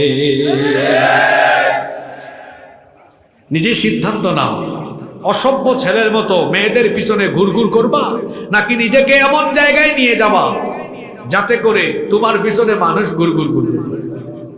নিজেই সিদ্ধান্ত নাও। বিবাহ বহির্ভূত কোনো হারাম রিলেশনে নিজেকে সম্পৃক্ত করবেন না। হারামের মধ্যে কোনো আরাম নাই। আর যারা গোপন সম্পর্কে আছেন তাদেরকে বলছি, ভাই, হারাম গোপন সম্পর্ক যদি আপনি করেন, কেউ যেটা জানেন না, কিন্তু সেটাও যিনি জানেন তিনি কে? আল্লাহ। এই যুবক ভাইয়েরা শোনো, রাতের বেলা যারা পর্নোগ্রাফি দেখো, যারা জিনার সাগরে ডুব দিয়ে দাও, যারা একটু একা হইলেই জিনা করতে মন চায়, চোখের জিনা, জবানের জিনা, সব রকমের জিনা করতে মন চায়, এই হাদিস বলার পরেও তোমার মাথায় যদি না ঢোকে, তাহলে আমি মনে করব তোমার মাথায় শয়তান পেশাব করে দিয়েছে। ভালো করে হাদিসটা শোনো। আল্লাহর নবী বলেছেন, কিয়ামতের দিন কিছু মানুষ আরবের তিহামা পর্বতমালা, শুভ্র সেই পর্বতমালা সমান নেক আমল নিয়ে হাসরের মাঠে হাজির হবে। ভালো করে হাদিসটা শুনে, আল্লাহর নবী বলেছেন, কিয়ামতের মাঠে পর্বতমালার সমান আমল নিয়ে কিছু মানুষ হাজির হবে, কিন্তু তাদের পর্বতমালার সমান নেক আমল মুহূর্তেই হাসরের মাঠে ধুলাবালি হয়ে উড়ে যাবে, আমলগুলো বরবাদ হয়ে যাবে, নষ্ট হয়ে যাবে। কি ডেঞ্জারাস কথা, আপনি বুঝতে পারছেন? পর্বতমালা সমান আমল নিয়ে হাজির হবে, আমলগুলো কি হয়ে যাবে? ধুলা। বুঝেন তো, বাতাস আসলে ধুলা কি হয়? আপনার এই পর্বতমালার আমল ধুলা হয়ে উড়ে যাবে, নাই আমল আর, নষ্ট, বরবাদ। সাহাবীরা এটা শুনে জিজ্ঞেস করলেন, ইয়া রাসূলুল্লাহ, সকলে পড়েন সাল্লাল্লাহু আলাইহি ওয়াসাল্লাম, এত বড় সাংঘাতিক কথা, বড় আশ্চর্য কথা, এতগুলো আমল কোথায় যাবে? মুহূর্তেই কোথায় হারিয়ে যাবে? কেন হারিয়ে যাবে? নবীজি তখন বললেন, সেই লোকগুলো হলো তারা আজান হলেও নামাজে যায়, মাহফিল হলে মাহফিলেও যায়, আবার যাকাতও দেয়, রমজান আসলে রোজাও রাখে, হজও করেছে, হাজী সাহেব নামের আগে উমরাও করেছে, ভালো ভালো কাজেও থাকে। কিন্তু যখন একা হয়ে যায়, নীরবে নিভৃতে গোপনে হারাম কাজে লিপ্ত থাকে, গোপনে গোপনে একাকী হারাম কাজে লিপ্ত থাকবে যারা, হাসরের ময়দানে আমল শূন্য হয়ে যাবে তারা। কি ডেঞ্জারাস কথা, কি ভয়াবহ কথা! এই একটা হাদিসই তো আমার জীবন পরিবর্তনের জন্য যথেষ্ট। যুবক ভাইদেরকে বলছি, এই বয়সে জিনার সাগরে ডুব দিও না ভাই। নিজের লজ্জাস্থানের হেফাজত করো, চরিত্রবান হও। আল্লাহর নবী সুসংবাদ দিয়েছেন, বুখারীর হাদিস, মাইয়াদমাল্লি মা বাইনা লাহিয়াইহি ওয়া রিজলাইহি আদমানু লাহুল জান্নাহ। নবীজি বলেছেন, যে ব্যক্তি তার দু চুয়ালের মধ্যবর্তী জায়গা অর্থাৎ জিহবা এবং দু উরুর মধ্যবর্তী জায়গা অর্থাৎ লজ্জাস্থান এর হেফাজত যারা করবে, চরিত্র যারা ঠিকঠাক রাখবে, চরিত্র যারা সুন্দর করবে, আমি আল্লাহর নবী কাল কিয়ামতের দিন তার জন্য জান্নাতের জিম্মাদার হয়ে যাব। নিজের চরিত্র ঠিক করে ফেলেন, আপনার জন্য জান্নাতের জিম্মাদারি গ্রহণ করবেন মুহাম্মাদুর রাসূলুল্লাহ সাল্লাল্লাহু আলাইহি ওয়াসাল্লাম। আল্লাহ এই গুণে আমাদেরকে গুণান্বিত হওয়ার তৌফিক দেন। কষ্ট হচ্ছে আপনাদের? এই তো আমরা শেষ দিকে চলে আসতেছি।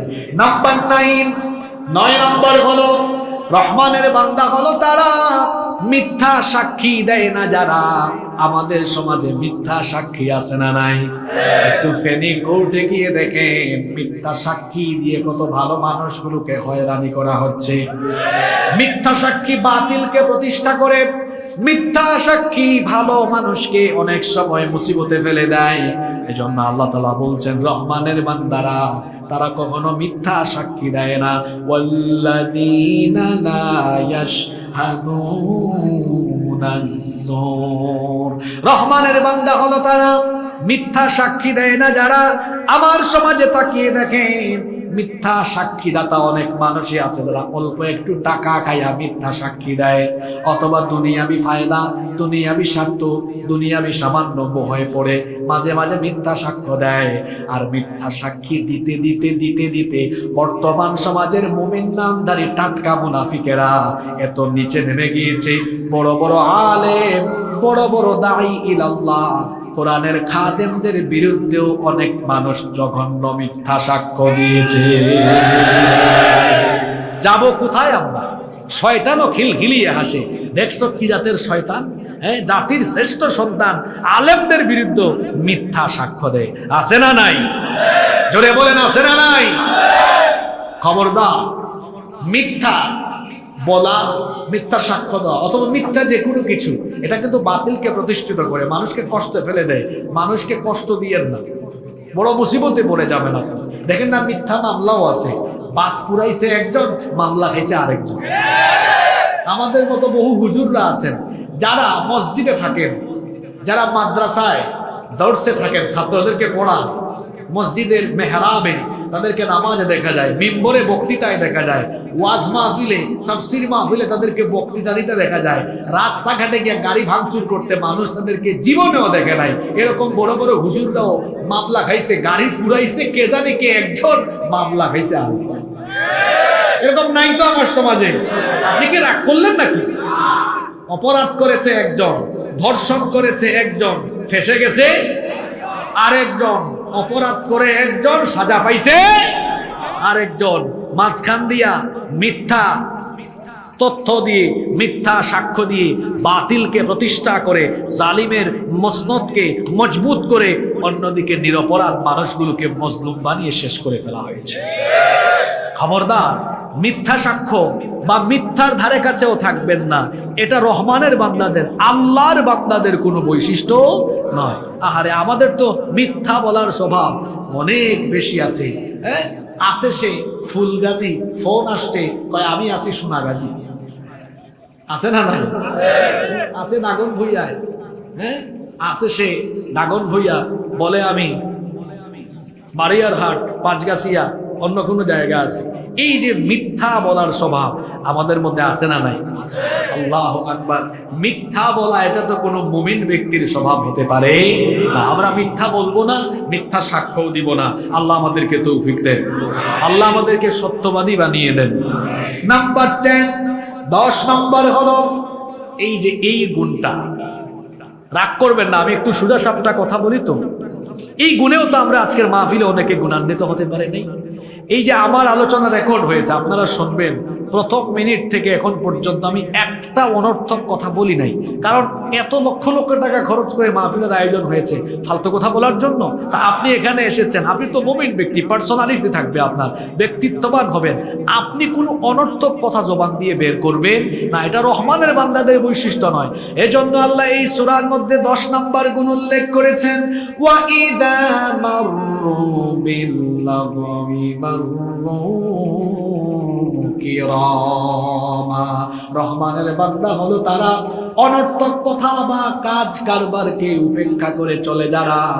এটা কিন্তু বড় অন্যতম একটা গুণ। এই গুণে গুণান্বিত হতে পারলে আপনার দুনিয়াও সফল হয়ে যাবে, আখিরাতও সফল হয়ে যাবে। কিন্তু আমাদের সমাজের প্রায় বেশিরভাগ মানুষ বেহুদা কাজে লিপ্ত, অনর্থক কাজে লিপ্ত, কাজের কাজ একটাও করে না। দেখা যায় আজে বাজে কথাবার্তা বলার জন্য আজে বাজে স্থানে বসে যায়। এজন্য আমি চায়ের দোকানগুলোর নাম দিয়েছি বাংলাদেশের সেকেন্ড পার্লামেন্ট। ওখানে চায়ের দোকানদার স্পিকারের ভূমিকায় থাকে, আর চা খোরেরা সাংসদের ভূমিকায় অবতীর্ণ হয়ে চা পান করে আর সকল আলোচনা সমালোচনার ঝড় তারা দোকানের মধ্যে উঠায়। আরেকটা জায়গা আছে মসজিদের বৈঠকখানা বা মসজিদের পুকুর পাড়ে বৈঠকখানা থাকে।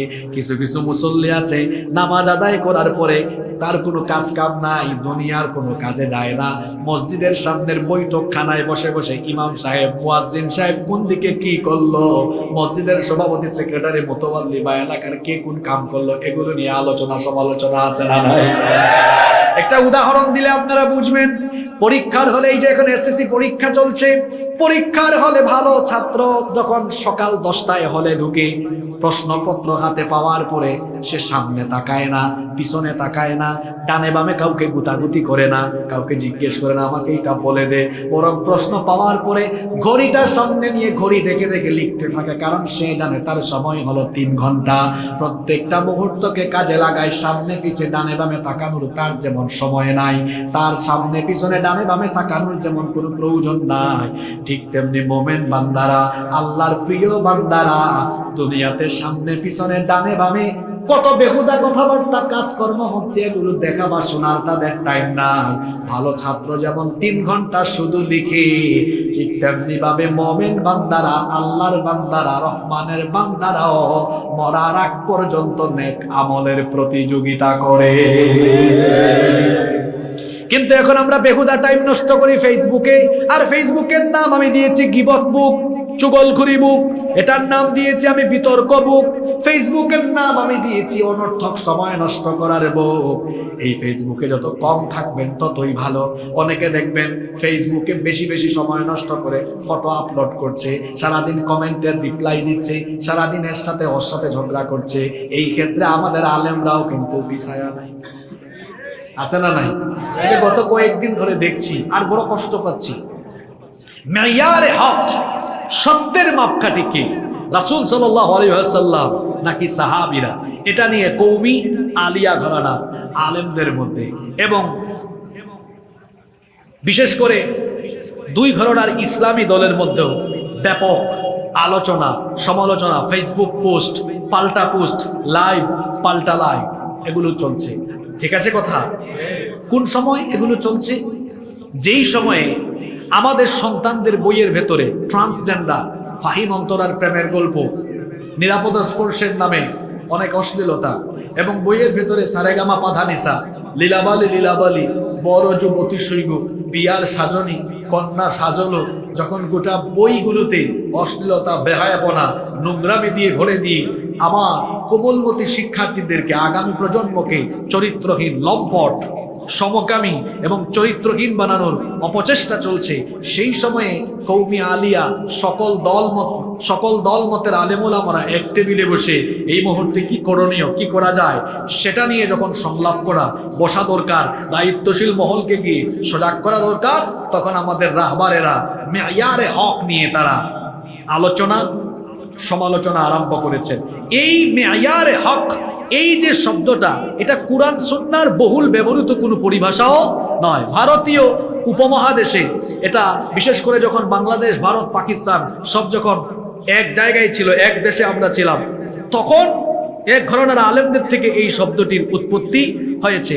রাসূল সাল্লাল্লাহু আলাইহি ওয়াসাল্লাম এবং সাহাবীদেরকে আমরা ভালোবাসবো, তাদেরকে আমরা অনুসরণ করব, অনুকরণ করব, বাস এতটুকু কথা হওয়াই উচিত। আমরা এগুলো নিয়ে আলোচনা সমালোচনা বা নতুন নতুন শব্দের উৎপত্তি ঘটিয়ে জনমনে সাধারণ মানুষের মধ্যে বিভিন্ন ধরনের ফিতনার সৃষ্টি যদি আমরা করি, তাহলে আলেমদের প্রতি মানুষের আস্থা, বিশ্বাস, সম্মান, মর্যাদা দিন দিন কমে যাবে। যদি এগুলো কথা বলা প্রয়োজনই হয়, তাহলে পর্দার অন্তরালে নিজেরা বসে আলোচনা করা যায়। এই যে ফেসবুকে এই শব্দগুলো বলছেন, এই যে আমার সামনেও যারা আছে, এদের মধ্যে 99% মানুষ হয়তো এই শব্দটা অনেকে নতুন শুনেছে, বা শুনলেও অনেকে এই শব্দের আগাও বুঝে না, মাথাও বুঝে না। এগুলো তো একাডেমিক কিছু শব্দ, এই শব্দগুলো নিয়ে তো বসে আলোচনা করা যায় নিজেদের মধ্যে। এগুলো তো জনমনে বা মানুষের সামনে পাবলিক সাইটে এনে ফিতনার মধ্যে আরো ফিতনা লাগানো উচিত নয়। উচিত ছিল উম্মতকে এক রাখা। এমনিতেই উম্মতের ঘরে আগুন জ্বলছে, উচিত ছিল সবাইকে পানি নিয়ে এগিয়ে এসে উম্মতের ঘরের আগুন নিভিয়ে ঠান্ডা করে উম্মতকে একত্রিত করা। কিন্তু হায় হায় হায়, আগুন নিভাবে কারা? দেখা যাচ্ছে আগুন লাগার করে পানি নিয়ে না এসে কেরোসিন নিয়ে এসে আবার আগুন আরো জ্বালিয়ে দেওয়ার উপক্রম হচ্ছে। এদিকে আলেমে কামড়াকামড়ি হচ্ছে, আর ওই দিকে আমরা বাহাস করছি, সংলাপ করছি, ভিডিও পাল্টা ভিডিও, আলোচনা পাল্টা সমালোচনা, এগুলো করছি। আর অন্যদিকে ট্রান্সজেন্ডার পড়াইয়া এবং অন্যান্য অসভ্যতামি নোংরামি বাচ্চাদেরকে শিখাইয়া সামনে পরীক্ষা চলে আসতেছে। আপনারা আমার কথা বুঝতেছেন? আমার কিছু কিছু আলেমও এখন বের হয়েছেন। আমি এই কথাগুলো কোনোদিন মাহফিলে বলি না, কারণ কারো সমালোচনা করা, কারো সম্পর্কে কথা বলা আমি এটা পছন্দ করি না। কারণ কোরআনের মাহফিল কাউকে নিয়ে কটাক্ষ করা, কাউকে নিয়ে সমালোচনা করার জায়গা নয়। কিন্তু এটা আজকে বাধ্য হয়ে বলতে হচ্ছে। কিছু কিছু ভাইরা দেখা যাচ্ছে সারাদিন ফেসবুকে থাকে, তারপরে ফেসবুকে কি সারাদিন দেখলো সেই গুরুত্বপূর্ণ ভাইরাল ইস্যুগুলো নিয়ে তার মাহফিলে 50 মিনিট বা 1 ঘন্টা এগুলো নিয়ে আলোচনা করলো। নিজে সবসময় আলোচনায় থাকতে চায়, অথবা এই আলেম কি করলো, ওই আলেম কি করলো, এই আলেম কি করলো, ওই আলেম কি হলো। আমার ভাই, মুমিন তো মুমিনের আয়না। আয়নার সামনে দাঁড়ালে যেমন, আমি আয়নার সামনে দাঁড়ালাম, আমার চেহারার মধ্যে কোনো খুঁত আছে কিনা, আমার শরীর ঠিক আছে কিনা, আমার কাপড় চোপড় ঠিক আছে কিনা, আয়না কি সেটা বলে দিবে না? এক মুমিন আরেক মুমিনের আয়না। আমার কোনো ভাই ভুল করতে পারে, তার মধ্যে কোনো ভুল থাকতে পারে। এখনকার দিনে যোগাযোগ সহজ না কঠিন? জোরে বলেন। প্রত্যেকের ফেসবুক অ্যাকাউন্ট আছে, আমি তাকে ইনবক্সে নক করতে পারি, অথবা বিশেষ করে যারা অত্যন্ত সুপরিচিত তাদের নাম্বার পাওয়া তো ব্যাপারই না। যোগাযোগ করা আজকাল কত ইজি। আপনি তার সাথে ব্যক্তিগত যোগাযোগ করে ইসলাহ করতে পারেন, সংশোধন করতে পারেন, নিজেরা বসে নিজেদের সমস্যা সমাধান করতে পারেন। শুধুমাত্র নিজে ভাইরাল থাকার জন্য অথবা নিজে আলোচনায় থাকার জন্য এই ধরনের পন্থা অবলম্বন করা, এটা কোনো ভালো ভদ্র আলেমের বৈশিষ্ট্য হতে পারে না। এগুলো বন্ধ করুন। কারণ আমরা চাই এদেশের কৌমি আলিয়া সকল দল মতের আলেম ওলামারা এক টেবিলে থাকুক। এমনিতেই আমরা এই দলাদলি করে অনেক বড় ক্ষতি করে ফেলেছি। আমরা ঐক্যবদ্ধ হওয়ার চেষ্টায় আছি, আমরা এক থাকতে চাই। আমাদের মধ্যে মাসআলাগত ভিন্নতা থাকতে পারে, কিন্তু আমরা তো মৌলিক ক্ষেত্রে সবাই এক এবং অভিন্ন। আমরা তো সবাই এক আল্লাহর উপর ঈমান এনেছি। আমাদের নবী মুহাম্মদুর রাসূলুল্লাহ সাল্লাল্লাহু আলাইহি ওয়াসাল্লামের উপর ঈমান এনেছি। আমাদের মৌলিক কোনো বিষয় নিয়ে আমাদের মাঝে ইখতিলাফ নাই। কোনো ঘরানার আলেম কি বলেছে যে ফজরের নামাজ 4 রাকাত, আর আরেক ঘরানার আলেমরা বলেছে না, আমাদের কাছে মনে হয় 8 রাকাত। কথা বলেন। মৌলিক কোনো বিষয় নিয়ে আমাদের মধ্যে পার্থক্য, আমাদের মধ্যে কোনো ইখতিলাফ নাই। যে সকল ইখতিলাফগুলো আছে সেগুলো এমন বিষয় যেগুলি নিয়ে ইখতিলাফ থাকলেও আমরা চাইলে এক হয়ে ঐক্যবদ্ধ থাকতে পারি। সুতরাং বলবো, এই সংকীর্ণতা নিজেদের অন্তর থেকে হৃদয় থেকে ঝেড়ে ফেলে দিয়ে আসুন উদারতা লালন করে আমরা যদি নিজেরা উদার হতে পারি, আমাদেরকে দেখে এদেশের মুসলমানরা শিখবে। আমরা একজন আরেকজনকে সম্মান করে কথা বলতে শিখি, একজন আরেকজনকে আন্তরিকভাবে ভালোবাসতে শিখি। আমরা যদি নিজেদের মধ্যে আন্তরিকতা, ভ্রাতৃত্ব, সম্মানবোধ আর ভালোবাসা বাড়াতে পারি, তাহলে এদেশের মুসলমানরাও আমাদেরকে দেখে দেখে ঐক্যবদ্ধ হয়ে যাবে। আর যখন মুসলমানরা ঐক্যবদ্ধ হয়ে যাবে, সকল ঘরানার আলেমরা ঐক্যবদ্ধ হয়ে যাবে, এই দেশে কোরআনের শাসনও তখন প্রতিষ্ঠা হয়ে যাবে। আল্লাহ এই কথাগুলো আমাদেরকে বুঝবার তৌফিক দান করেন। আমি বলছিলাম অনর্থক কথা বলা, আজে বাজে কথা বলা, এগুলো রহমানের বান্দার কোনো বৈশিষ্ট্য নয়। আজে বাজে কাজ চলছে, আপনি এই দাগন ভুইয়ার রাস্তা দিয়ে হেঁটে যাচ্ছেন, এখানে গান হচ্ছে, এগুলো আমার জন্য আজে বাজে জিনিস, আমি শুনবো না, আমি চলে যাব। মোবাইলে বাজে ভিডিও এসেছে, এটা আমার জন্য অনর্থক ভিডিও, এটা আমি দেখবো না, আমি কোনো বাজে কথা বলবো না। বাজে কাজ করা, ওই যে আমরা একটু আগে একটা এক্সাম্পল দিচ্ছিলাম, দেখবেন এসএসসি পরীক্ষা চলছে, আমরাও পরীক্ষার হলে দেখেছি, যখন আমরা নিজেরাও পরীক্ষা দিয়েছি, কিছু ছাত্র আছে পরীক্ষার হলে ঢোকার পরে, খাতা পাওয়ার পরে, প্রশ্ন পাওয়ার পরে সামনের জনকে জিজ্ঞাসা, এটা কি, তারপরে ডানে কোথায়, এটা আমারে বলে দে, ডানে কিছুক্ষণ, বামে কিছুক্ষণ, সামনে কিছুক্ষণ, পিছনে কিছুক্ষণ। তখন ইনভিজিলেটর যিনি থাকেন তারে তখন সতর্ক করেন, তুমি এদিক ওদিক তাকাইও না, সময় কাজে লাগাও। ইনভিজিলেটর যেমন ওই পরীক্ষার্থীকে সতর্ক করেন, আল্লাহ যেন আমাদেরকে এই দুনিয়ার পরীক্ষা গৃহে আমাদের মতো ইমানদারকে সতর্ক করে বলছেন, বান্দা তুমি অনর্থক কথা বা কাজে মনোযোগী হয়ো না, তোমার স্বভাব হবে এমন, ওয়াইদা মাররু বিল্লাহি মাররু কিরামা, অনর্থক কথা বা কাজ চলছে এমন জায়গা দিয়ে গেলে তুমি সম্মানের সাথে বিচরণ করবা, চলে যাবা, ব্যক্তিত্ববান ইমানদারের মতো সেগুলোকে উপেক্ষা করে চলবা। সুবহানাল্লাহ বলেন। এই গুণে আল্লাহ গুণান্বিত হওয়ার তৌফিক আমাদেরকে দান করেন, বলেন আমিন। এরপরে রহমানের বান্দাদের 11 নম্বর গুণ হলো, কোরআন থেকে যখন তাদেরকে উপদেশ দেওয়া হয় তখন তারা অন্ধ আর বধিরের মতো আচরণ করে না।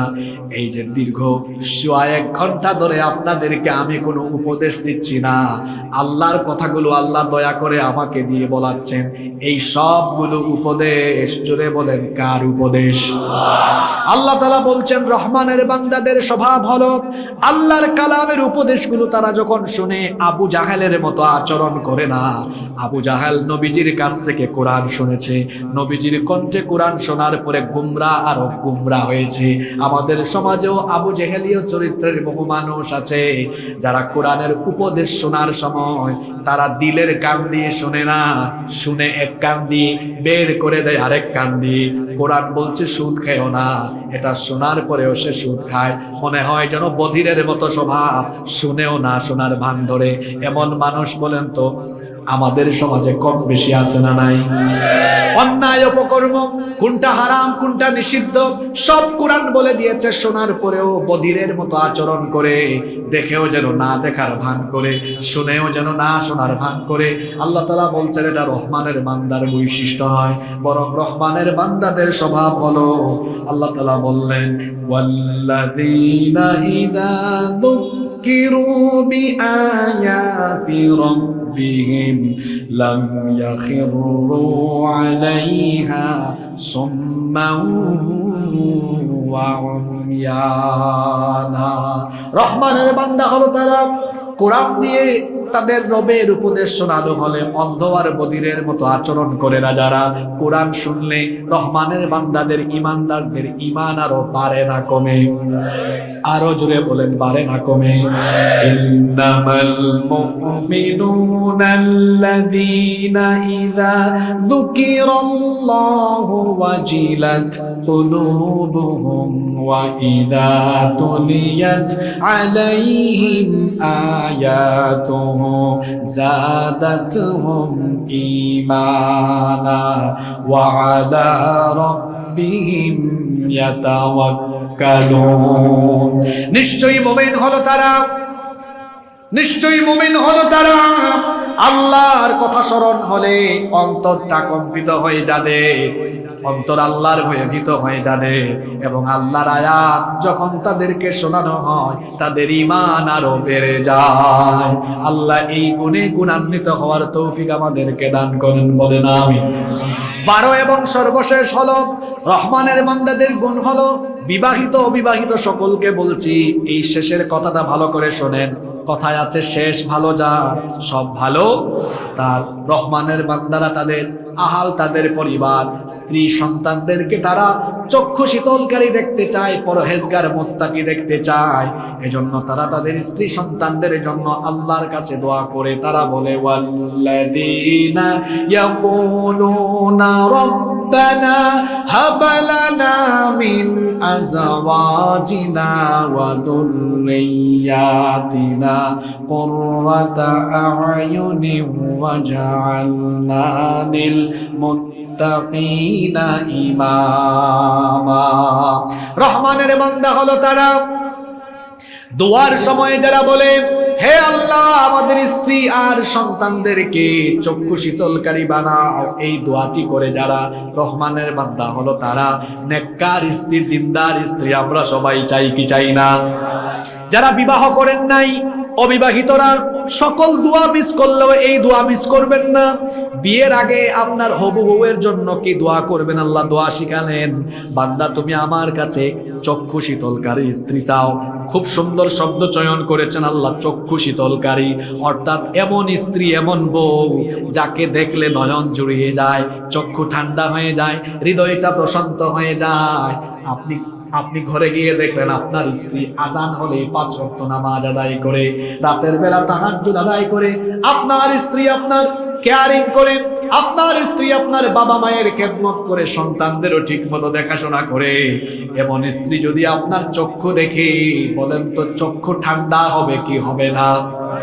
আর যদি ঘরের মধ্যে গিয়ে দেখেন বউ সারাদিন টাপুর টুপুর নিয়ে ভারতীয় সিরিয়াল নিয়ে পড়ে থাকে, মা বাবাকেও দেখাশোনা করে না, আপনারও কোনো কথা শুনে না, নামাজিও হয় না, এমন বউ দেখলে দেখবেন অন্তরের মধ্যে সব সময় একটা অশান্তি ভাব আসে।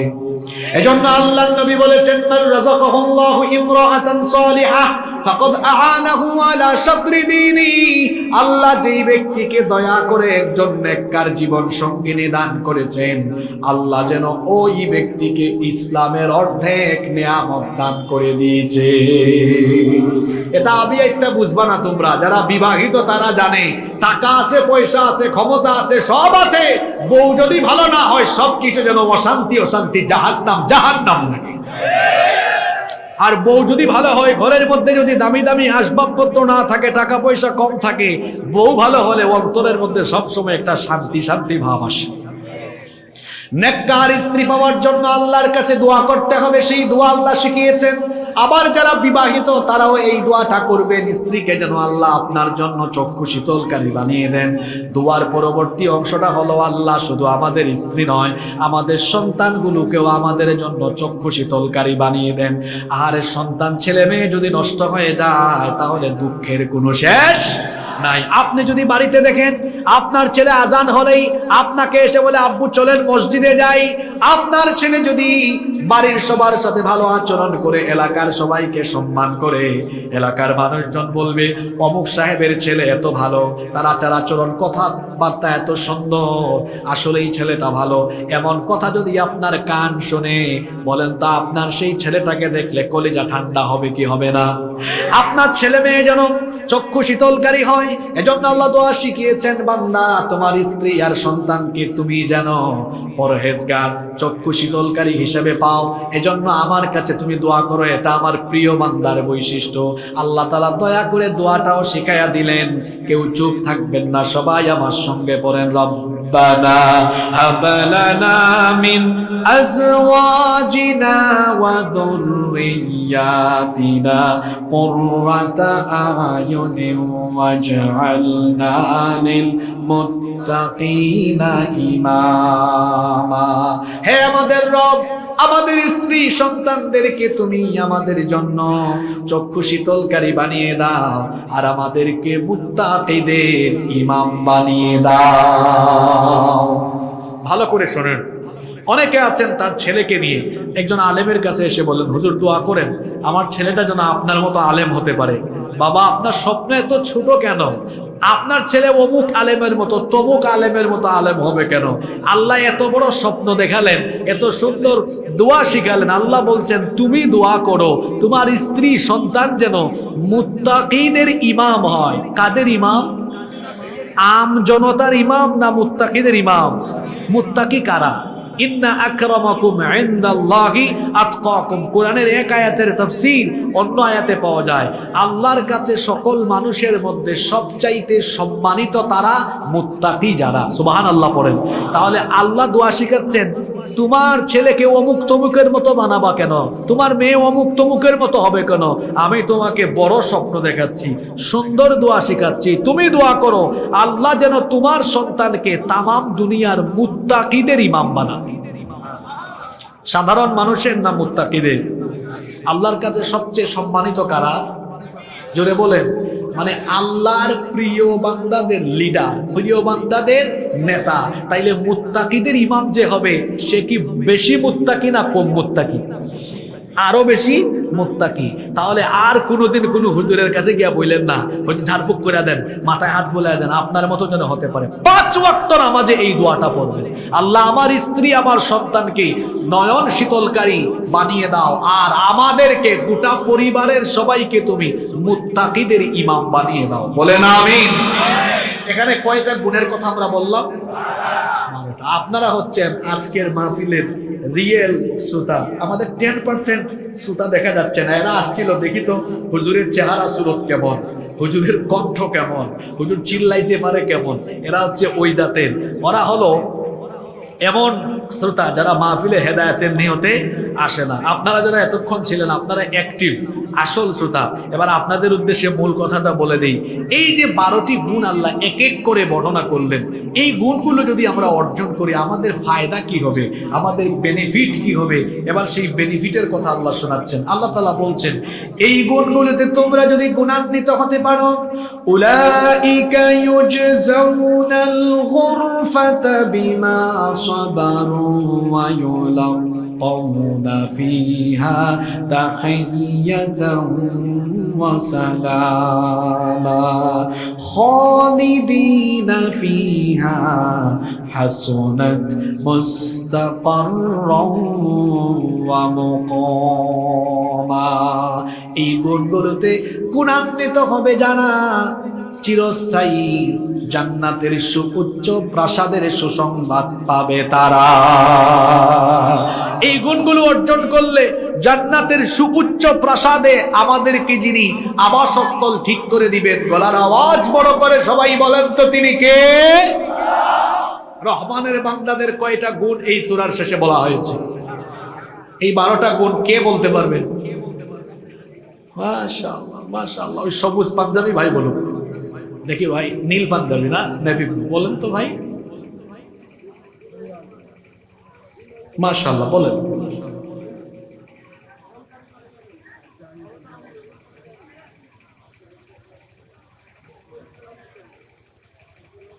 না আপনার উল্টা পাল্টা হয়ে গেছে, আপনি একটারে বানাইছেন 2 পয়েন্ট।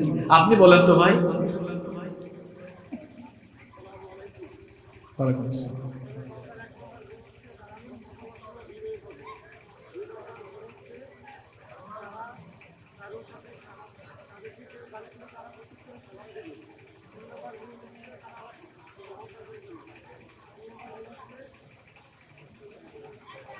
না আপনিও বলতে পারেন, এই তো বলেন না, দেখে বলা যাবে না। আপনারা হাসলেন কেন? আমার এই ভাই সে আমার মতো। এই যে দেখেন আমার সামনে নোট আছে, দেখেছেন নোট কেন আছে? কেন আমি নোট করে কথা বলবো? কারণ আমি 1 ঘন্টা 1.5 ঘন্টা বক্তব্য দিব, আমি আমার পয়েন্টের বাহিরে কথা বলবো না। আমি একটা টপিক ধরবো, শেষ পর্যন্ত ওই টপিকেই কথা বলবো। কিছুক্ষণ ডানে ব্রেক মারবো না, বামে ব্রেক মারবো না, সময় নষ্ট করবো না। আমার এই ভাইকে নিয়ে আপনারা হাসলেন। আমার তো মনে হয় আজকের সবচেয়ে সেরা অ্যাক্টিভ শ্রোতা হলো সে। বলতে পারুক আর না পারুক, সে তো বসে বসে পুরো আলোচনা শুনে পয়েন্টগুলো নোট করে ফেলেছে। এটা একজন ভালো শ্রোতার বৈশিষ্ট্য। আমি জানি আপনারা সবাই পারেন, কিন্তু অনেক মানুষ আছে অনেক জ্ঞানী, দেখবেন আমাদের এলাকায়ও আছে, অনেক জানে কিন্তু মানুষের সামনে দাঁড়াইলে বলতে পারেন। এরকম আছে না? আজকে হয়তো আজকে এরকম মানুষ একটু বেশি, একটু সাহসিকতার অভাবে বলতে পারছে না, আসলে সবই জানে। আমি সহজ করে দিই। 1 নাম্বার, রহমানের বান্দারা ভদ্র না অভদ্র? জোরে বলেন, ভদ্র না অভদ্র? অহংকারী না বিনয়ী? এই হেলিকপ্টার দেখছেন তো, ড্রোন দেখছেন তো, এই জন্য আপনি পারেন নাই। অ্যাক্টিভ হলে এক নিঃশ্বাসে বলে ফেলতেন। যারা যদি বলতে পারতেন আজকে কিন্তু হাদিয়া পাইতেন।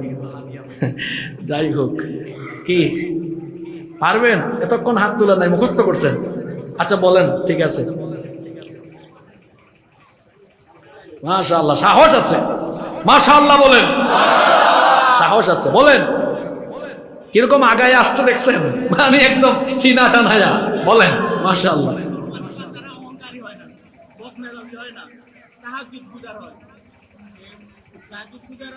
এবং জাহান্নাম থেকে বাঁচার জন্য দোয়া করে, আল্লাহর সাথে কাউকে শিরক করে না, মিথ্যা সাক্ষী দেয় না, সত্যবাদী, তারপরে ছেলে সন্তান চক্ষু শীতলের জন্য দোয়া করে, অনেক কোনো কথা বলে না। আমার ভাই বলে ফেলছে। মাঝখানে ওই যে ভয়ের কারণে এতগুলা মানুষ সামনে তো মাঝখানে একটা ফালাই আসছে, কি একটা কৃপণ হয় না, দানশীল হয়। হ্যাঁ, তারপরে আরো 1-2টা মাঝখানে ছুটে গেছে। কোরআন অন্ধ আর বধিরের মতো শোনে না, এই হেদায়েতের উদ্দেশ্যে শোনে। মাশাআল্লাহ। যাই হোক, আমার ভাই অন্যদের চেয়ে এগিয়ে আছে। বলেন মাশাআল্লাহ। বসেন, 100তে 100 পাইলে হাদিয়া থাকে, এরকম হবে না। মাশাআল্লাহ। তবে আপনাদের আরো মনোযোগ দিয়ে শোনা উচিত ছিল। আমি এটা আজকের মাহফিলে না, আমি সকল মাহফিলে আলোচনার শেষে মানুষকে প্রশ্ন করে বুঝি, কি বুঝছেন বলেন, সামারি বলেন, পুরো আলোচনার সামারিটা কি। যাই হোক, চলেন আমরা সামারিটা 1 মিনিটে জেনে নেই। রহমানের বান্দারা হয় নম্র, ভদ্র, বিনয়ী। 2 নাম্বার, রহমানের বান্দারা উগ্র হয় না, বদমেজাজি হয় না, বরং তারা হয় সহনশীল। রহমানের বান্দারা কি হয়? সহনশীল। 3 নাম্বার, রহমানের বান্দারা রাতের বেলা তামাশা করে না, সাজদা দেয় কাকে? 4 নাম্বার, রহমানের বান্দারা ইবাদত গুজারি হয়ে অহংকার হয়ে যায় না, আল্লাহর আযাব থেকে বাঁচার জন্য আল্লাহর কাছে কি করে? দোয়া করে। 5 নাম্বার, রহমানের বান্দারা কৃপণও হয় না, অপব্যয়কারীও হয় না, তারা কি হয়? দানশীল। জোরে বলেন, দান করছেন তো সবাই? কারা কারা করছেন দেখে হাত তোলেন তো। যারা করে নাই হয়তো বাড়ি থেকে আসার সময় কিছু নিয়ে আসে নাই, আল্লাহ তাদেরকে আরো বড় দানশীল বানিয়ে দেন। 6 নাম্বার, রহমানের বান্দারা আল্লাহর সাথে কাউকে শরীক করে না। 7 নাম্বার, রহমানের বান্দারা অন্যায়ভাবে মানুষ হত্যা করে না। 8 নাম্বার, রহমানের বান্দারা জিনা বেবিচারের ধারে কাছেও যায় না। 9 নম্বর, রহমানের বান্দারা মিথ্যা সাক্ষ্য দেয় না। 10 নম্বর, রহমানের বান্দারা অনর্থক কথা বা কাজের ধারে কাছেও যায় না। 11 নম্বর, রহমানের বান্দারা কোরআন অন্ধ আর বধিরের মতো শোনে না, শোনে তারা হেদায়াতের উদ্দেশ্যে। 12 নম্বর হলো স্ত্রী, সন্তান আর নিজের গোটা পরিবারকে পরহেজগার হওয়ার জন্য, বিশেষ করে স্ত্রী সন্তানকে চক্ষু শীতলকারী হিসাবে পাওয়ার জন্য দোয়া করে কার কাছে? এই 12টি গুণে যদি আমরা গুণান্বিত হতে পারি, আমাদের জীবন সুন্দর হয়ে যাবে, আমাদের জীবন সফল হয়ে যাবে। দুনিয়াতেও টেনশন থাকবে না, আখিরাতেও কোনো টেনশন থাকবে না ইনশাআল্লাহ। কারণ এই গুণাবলী অর্জনকারীদের জন্য তো দুনিয়ার কোনো হুজুর জান্নাতের সুপারিশ, জান্নাতের ঘোষণা করেন নাই, সুসংবাদ দেন নাই। সরাসরি জান্নাতের ঘোষণা যিনি দিয়ে রেখেছেন, জোরে বলেন তিনি কি? আল্লাহ তাআলা আমাদেরকে এই 12টি গুণে গুণান্বিত হওয়ার তৌফিক দান করেন। আমরা সবাই বলি আমিন।